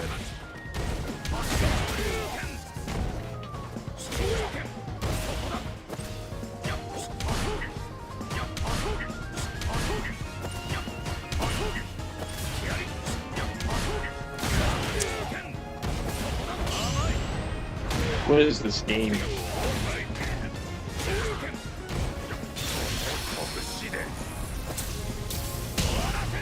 Oh, what am I doing? I'm pretending like I don't know how to follow up there. Oh my gosh. And you confirmed it too. Yeah, you can confirm that one. We're actually making the comeback in this set. Yeah, I am actually making it. I just realized it as well. I was at 4 wins. Right now I'm at 8. Ryu wins. Round 1. Fight.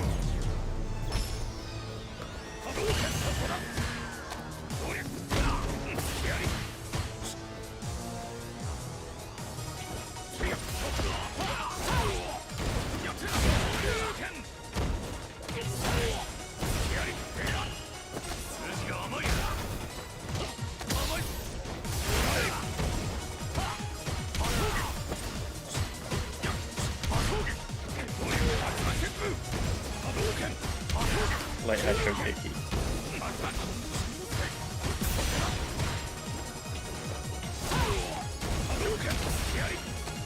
No. No. Oh my god. There's no way Yeah, you I'm keep not getting hit by that I'm not one. losing to you, bro. I'm not losing. Let's go. Dude!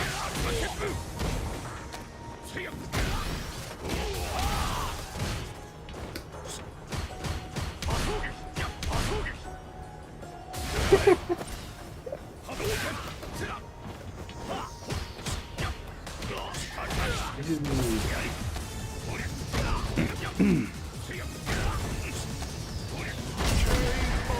9-9? It's 9-9 right now, yep. What's up? What's up? What's going on? Come on. What is going on?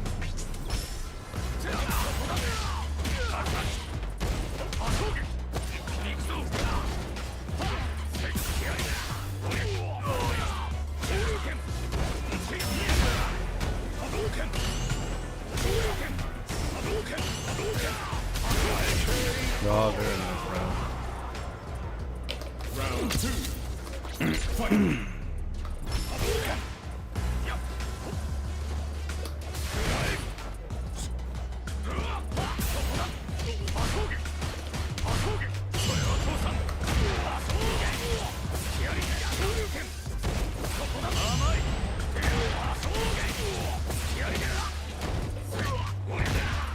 Oh no, my tech! That was sick.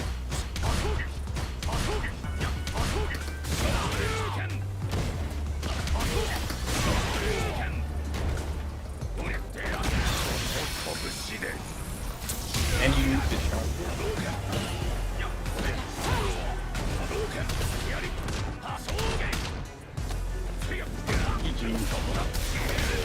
No! And the teabag, what the hell? And I knew to charge it, yes, but it was a bit too risky. Maybe I would have been better off with the fireball. Nah, I think that was not a bad decision. Let's do another first to 10, but I'll be on Akuma. I wish I could do it right now, but I have to go offline. It's already too late for me right now. Maybe I didn't expect the session to last that long, to be honest. 10-9 though. I mean, we can do another set soon on the channel. You know, it's not a problem. That was a great set. Yeah, I've transitioned to Akuma, so I'm excited to fight you again. And yeah, I had a great time fighting you. I didn't know how bad Ryu's Light Hashogeki was until I realized I could just 50-50 you over and over and over and over. There was a time where I did like 3 in a row, and then I did ODDT, and that gave me the momentum that I needed. Yeah, but at the same time, if you go for that too much, it's really risky, you know. It can be risky. Yeah, it's extremely risky. With perfect parry, a little bit less, but I think I should have. In some matchups like Dawson, you might actually want to be forcing those interactions, even if you're minus. Yeah, for sure. I think one thing that I need to realize is you're in throw range after that. So I think challenging with throw should be more common, because it makes it really, really rough. Because if you try to negate the minus frames with the perfect parry, I'm gonna get punish counter throw. If you try to jab to be greedy, you're gonna get thrown either way. So that's something that I don't think I liked. I don't even know why, but I don't like to do that very much. But I should be doing that more often. And you also never challenge that, or didn't frequently challenge it with an instant throw. Yeah, I like the drive gauge ship a little bit better on return, but then it just leads into the same situation back and forth. It's strange. Yeah. No, for sure. It's an interesting tool for Ryu, you know. You can use it a lot to gain momentum or cheat your way into, basically you give up on the neutral game effectively, and then you get a 50-50 for instant Oki, because if you win the next gamble, you're gonna have the knockdown, you know, out of nothing effectively. No reads, just RPS. You can read it a little bit, but you can really force people into an uncomfortable situation. Yeah, exactly. Nobody is happy blocking a light Hasho, even though theoretically it should be their turn afterwards, you know? Perfect parry kind of messes this game up. Yeah, yeah. Kind of it's- messing it up. Do you think they fundamentally should be altering how perfect parry or like I don't know, other system changes like for me personally, like I hate how Drive Rush eats your inputs in certain scenarios. I would like to see that change, for example. So like what do you think of like the system mechanics? Do you think they need to be altered? What do you think? I think the drive rush screen freeze is okay. If you hold your buttons a little bit, the button will still come out. That's something. Yeah, but it's unpredictable in what scenario. Like for example, you do a backdash into a special move. If the opponent happens to do a drive rush at the end of your backdash, your special move afterwards, your fireball, will not come out regardless of what you do. And that's because the opponent artificially increased the recovery of the backdash by 11 frames. So even though you had perfect meaty timing on the fireball, you did it 11 frames before you effectively recovered from the backdash. So the game will discard your input because you mistimed your fireball. And that is something you cannot play around. And that is something that actually frequently happens to me, where I'm either I want to do something either after a backdash or like let's say I'm jumping and then right after I land I want to do something. If the opponent drive rushes, it artificially increases your airtime and messes up your input. I've heard others say that this is not a frequent occurrence for them and they don't feel bothered by it. But it happens all the time for me, like really all the time. And I'm really frustrated by it because, like, hold the button. Yeah, when you're jumping, for example, you could theoretically hold the button when you're jumping.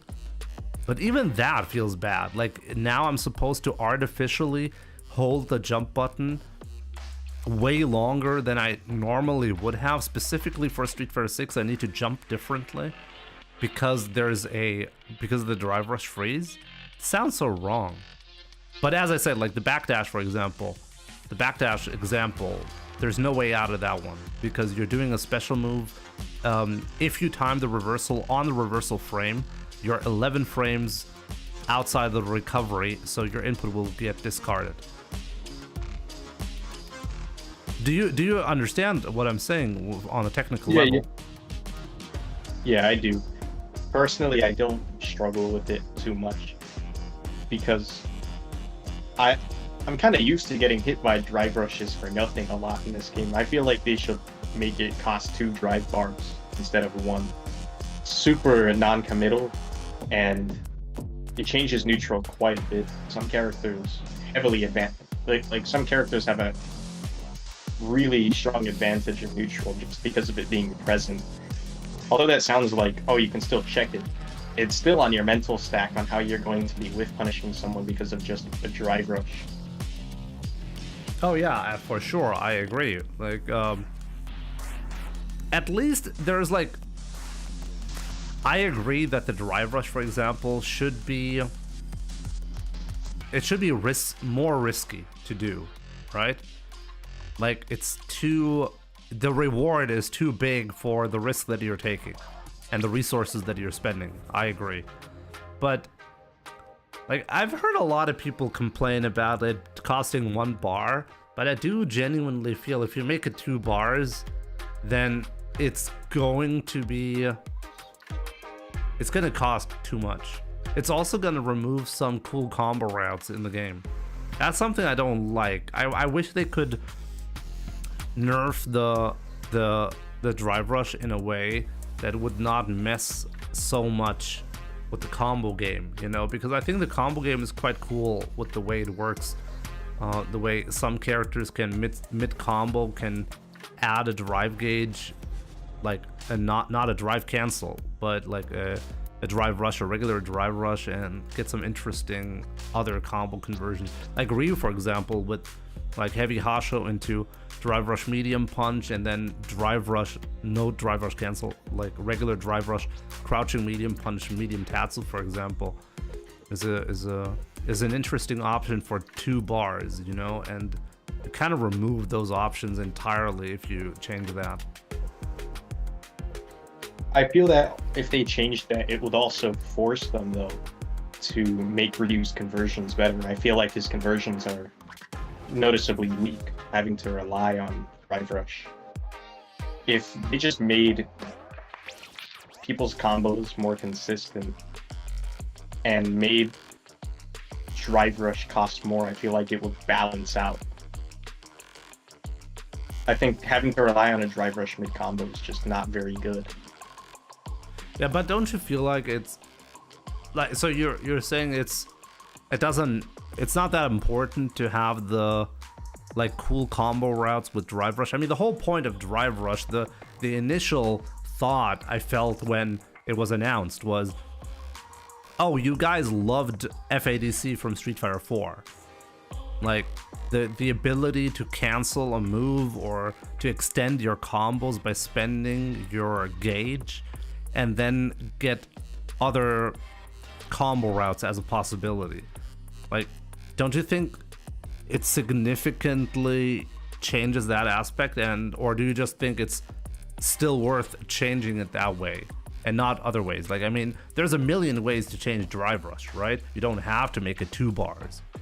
You could change some other properties of it to make it less strong and keep the combo system intact, you know?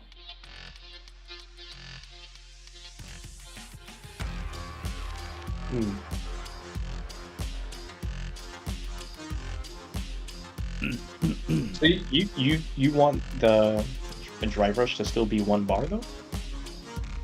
I wish there was a way to keep it 1 bar but make it weaker in other ways, because I agree with you, it tends to dominate the neutral game. But I think they have to be really careful regardless of what they do, because I think you suggested. I cut you off. I'm so sorry. Yeah, no. If they make Drive Rush weaker, so you use it less, for example, just as an example, it would automatically make Drive Impact a lot weaker as well. So I think it's hard to balance regardless of what you do, but you seem to be really set on just make it 2 bars and keep everything the rest. You were talking about the screen freeze being annoying, and the screen freeze also affects neutral quite a bit. Yes. The screen freeze is sort of a necessity, so that has to be kept. I agree. I agree. There's no way around the screen freeze without essentially just destroying Drive Rush. You're right. What about the fact that raw Drive Rush still gives you a gigantic on-block and on-hit advantage? What if they made raw Drive Rush not have that hit advantage, but DRC does? Because raw Drive Rush, you can still get like a full conversion, and you can still get like new offensive tools. But DRC Drive Rush,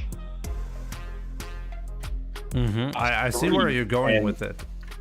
Cost 3, so they can leave DRC the same and nerf the regular Drive Rush's on block and on hit advantage. They could also. Yeah, honestly, that's not a bad suggestion. I never thought about it, but you're right. It would at least make it so that on a stray hit, you wouldn't get like ridiculous damage and like combo potential. You would still get good combo potential. It wouldn't be bad. I mean, for most characters, that's still gonna be good enough. But it would definitely like the damage output you're getting from it is going to be lowered, you know, and like how much you have to change Drive Rush, that's another question, you know. Maybe that wouldn't even significantly alter Drive Rush enough for people to use it less. I mean, that's the goal, effectively, right? You want people to use Drive Rush less, right? Same in combos, and then in neutral, not at all. Or for like strike throw offense, not as much. Yeah, I think that it would also be a good touch if they were to do that, to change the visuals for raw drive rush versus DRC drive rush. That would go a very long way. To, you know, I think help it's people visually with it. not. It's too ambiguous at the moment. Not ambiguous, but just interactive for players to understand. This drive rush is not going to be as plus. This drive rush is a little bit less strong. Something Yeah, like that. I mean, they kind of introduced like this screen shake effect on plus frames, right? With Terry. You know about that, That's right? something like very small. Yeah. I think that what I just mentioned is like very small, but if they were to actually implement it, then having a different color for DRC drive rush, maybe leave the regular one the same because people are used to it, but DRC drive rush have like a slightly different tint so that people can tell this one's going to be more plus, this one is going to be regular frame data. Basically reducing raw drive rush to a run mechanic instead of instant plus frames, more plus frames. Also, another thing is being able to do specials out of drive rush. For raw drive rush, that shouldn't be there. Because you can 50-50 people with drive rush into fireball. Oh yeah. That they should remove that. I agree. But then, you know, like one thing that is really cool about drive rush is you can. You're right. I mean, you have to control the neutral some way, right? And if you make it so that the drive gauge, the drive rush, I mean, I think it's a cool ability that you can cancel into anything except for block and parry, you know? But you're right, it causes a lot of problems. Like you do raw drive rush with Ryu into heavy Hasho, the opponent's button whiffs, like, so he was ready. Basically, the opponent was ready to punish the drive rush, and then he still got punished because I added another 50-50 layer to it. It's kind of silly, you know? Yeah. I think that's pretty much all that we can cover today. You did say you had to go, but I really appreciate this, and I look forward to doing it again, probably for the launch of Season 3. We should like lock onto that as quickly as we can. Read the patch notes if they're released early. Oh yeah, and I for think sure. that will get a I'm lot curious. of views. I'm still curious though about your Akuma and how different that match would go if like when we played, you know. So maybe we can set that up as like something.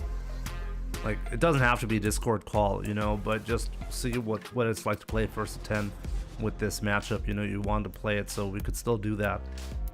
Yeah. Of course, we don't need to set up anything formal if that's a bit of a struggle. Yeah, exactly. But like, I'm completely down to play against you, and if we can do another one of these, even if it's like just a week from now or a month from now, I'm completely down. Yeah, for Yeah, sure. So yeah, no, Thanks a lot. but before you go, like Bradley has a question for you. Like, what about your pro gamer plans? That's what he asked. Pro gamer plans? Yeah, like what do you want to do? Like, do you want to? I assume the question is like, are you planning to go to more tournaments in the upcoming months or years? Like, what's the goal? Is there any goal? Maybe. I'm just... That's good. So I'm gonna be going to a couple of majors. I'm going to go to CEO Taku, CEO, and then later in next year, I don't have anything on the roadmap, but I'll talk with my sponsor about it, and we'll see. If you ask me that question again towards like the middle of next year, I'll have an entire roadmap to tell you about. Most of what I've done this year, I went to CEO, TNS9, Evo, Blink. My own sponsor hosted a 2K pot regional. And that's about it for this year that I've done so far, and then I'll be at CEO Taku in December. Okay. For next year though, just ask me next year. Yeah. I'm sure we'll revisit the question next year. As you said, like when Season 3 comes along, there's going to be a lot to talk about, and I'm sure we'll do another round of this for sure. So yeah, Paladin, thank you so much for, well, being here for today, for offering so many interesting thoughts and so many different topics. We didn't really plan anything on like what to discuss, just so you guys in chat know. So I thought like this was quite interesting. Like, as I said, the rank discussion blew my mind. The suggestion about how to change Drive Rush I think is really interesting as well. And in general, like where Ryu stands. Thank you so much for offering your insight on that, Paladin. I really appreciate that, and I hope to see you soon. See you again soon too. All right. Peace, everybody. Thank you, Jimmy. Yeah, you're welcome. Thank you so much for being here. Take care. All right. Peace. So that was Paladin. Good stuff, you know? Yeah, I also keep forgetting Gary is right. I keep forgetting how he's still really young, you know? Great future ahead for sure. I hope you really enjoyed this. That was quite an interesting stream. A lot different than usual for sure. So yeah, definitely hope you enjoyed that one. With that being said, I'm gonna peace out as well. It's already pretty late for me. So yeah, I think you would make a good podcast host. Oh yeah, for sure. I was thinking about that as well. I mean, I even have like this, like a pretty simple podcast overlay. I could do that. Maybe I'll talk to Paladin next time. We'll have him on camera as well, so it's a bit more visually interesting for you as well when we're having a discussion, you know? But yeah, other than that, I think it's pretty interesting. Maybe I should have like if you're watching on YouTube right now, let me know. Do you want to see a podcast? Should I invite people over to have discussions about how bad Street Fighter 6 is and how good Street Fighter 4 was and how great unblockables were back then? I think that would make for an interesting discussion, you know? Maybe you guys can tell me, like, if I'm uploading this to YouTube, like, just let me know in the comments, who should I talk to? And, I mean, if you're watching on Twitch, definitely, like, make suggestions from time to time, and I'll think about it, you know? Angry Bird. It would be nice to also have more interaction with him directly. What do you mean more interaction with him directly, Changa?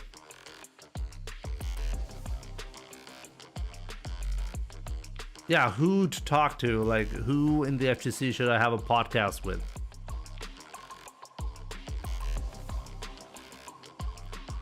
Anyone. Punk, Kusanagi, Daigo. Yeah, 3 people who don't speak English. Great.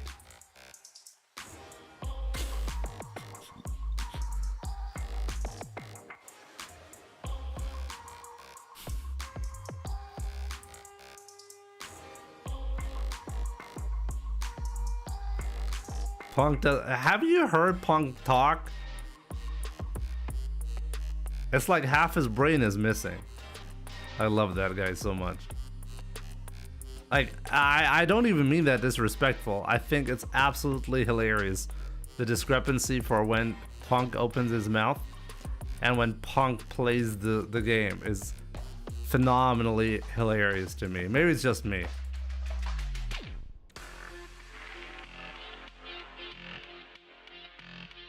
Talk to Broski and Semi.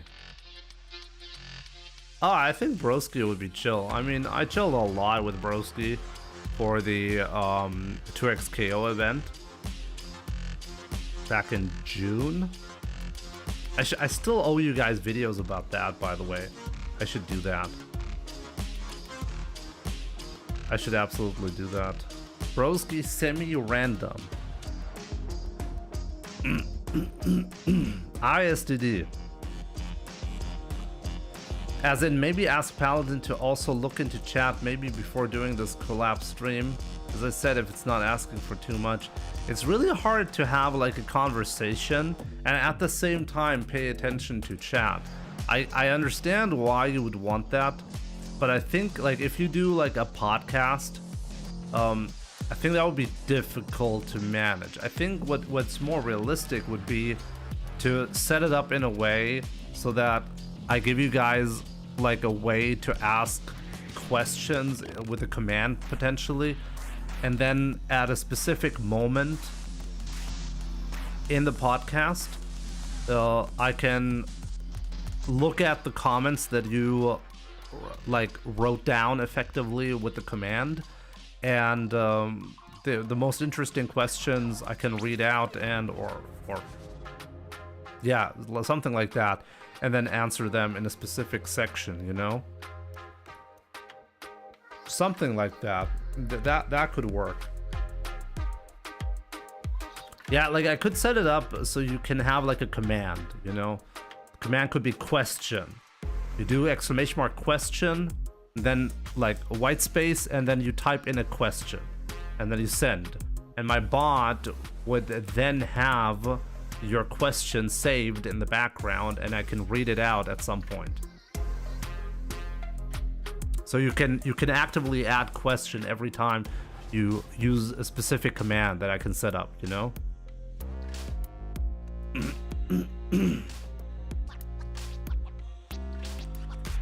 I'd rather have someone that has some experience with Jimmy. Why does it have to be focused on me all the time?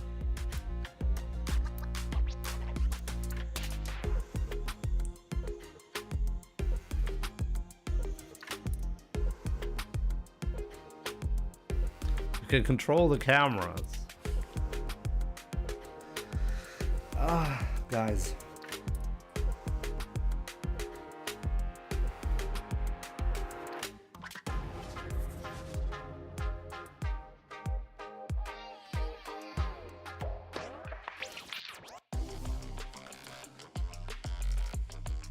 Okay, that should be it though. I think that should be it for today, guys. Thank you so much for tuning in. I really appreciate that. We want you shining. I'm gonna add some stuff to YouTube today as well, so if you want to see some new content, definitely check out the YouTube channel, obviously. If you're on YouTube right now, leave me a thumbs up to show me that you like the live stream today. And with that being said, guys, thank you so much for tuning in. I really appreciate the support. I'll be back on Sunday, and yeah, I'll see you guys then. We'll probably play the Saltmine League tournament. Try to make top 8 then. Okay, so yeah, I hope you're gonna have a great weekend, guys, and I'll see you guys soon. Take care.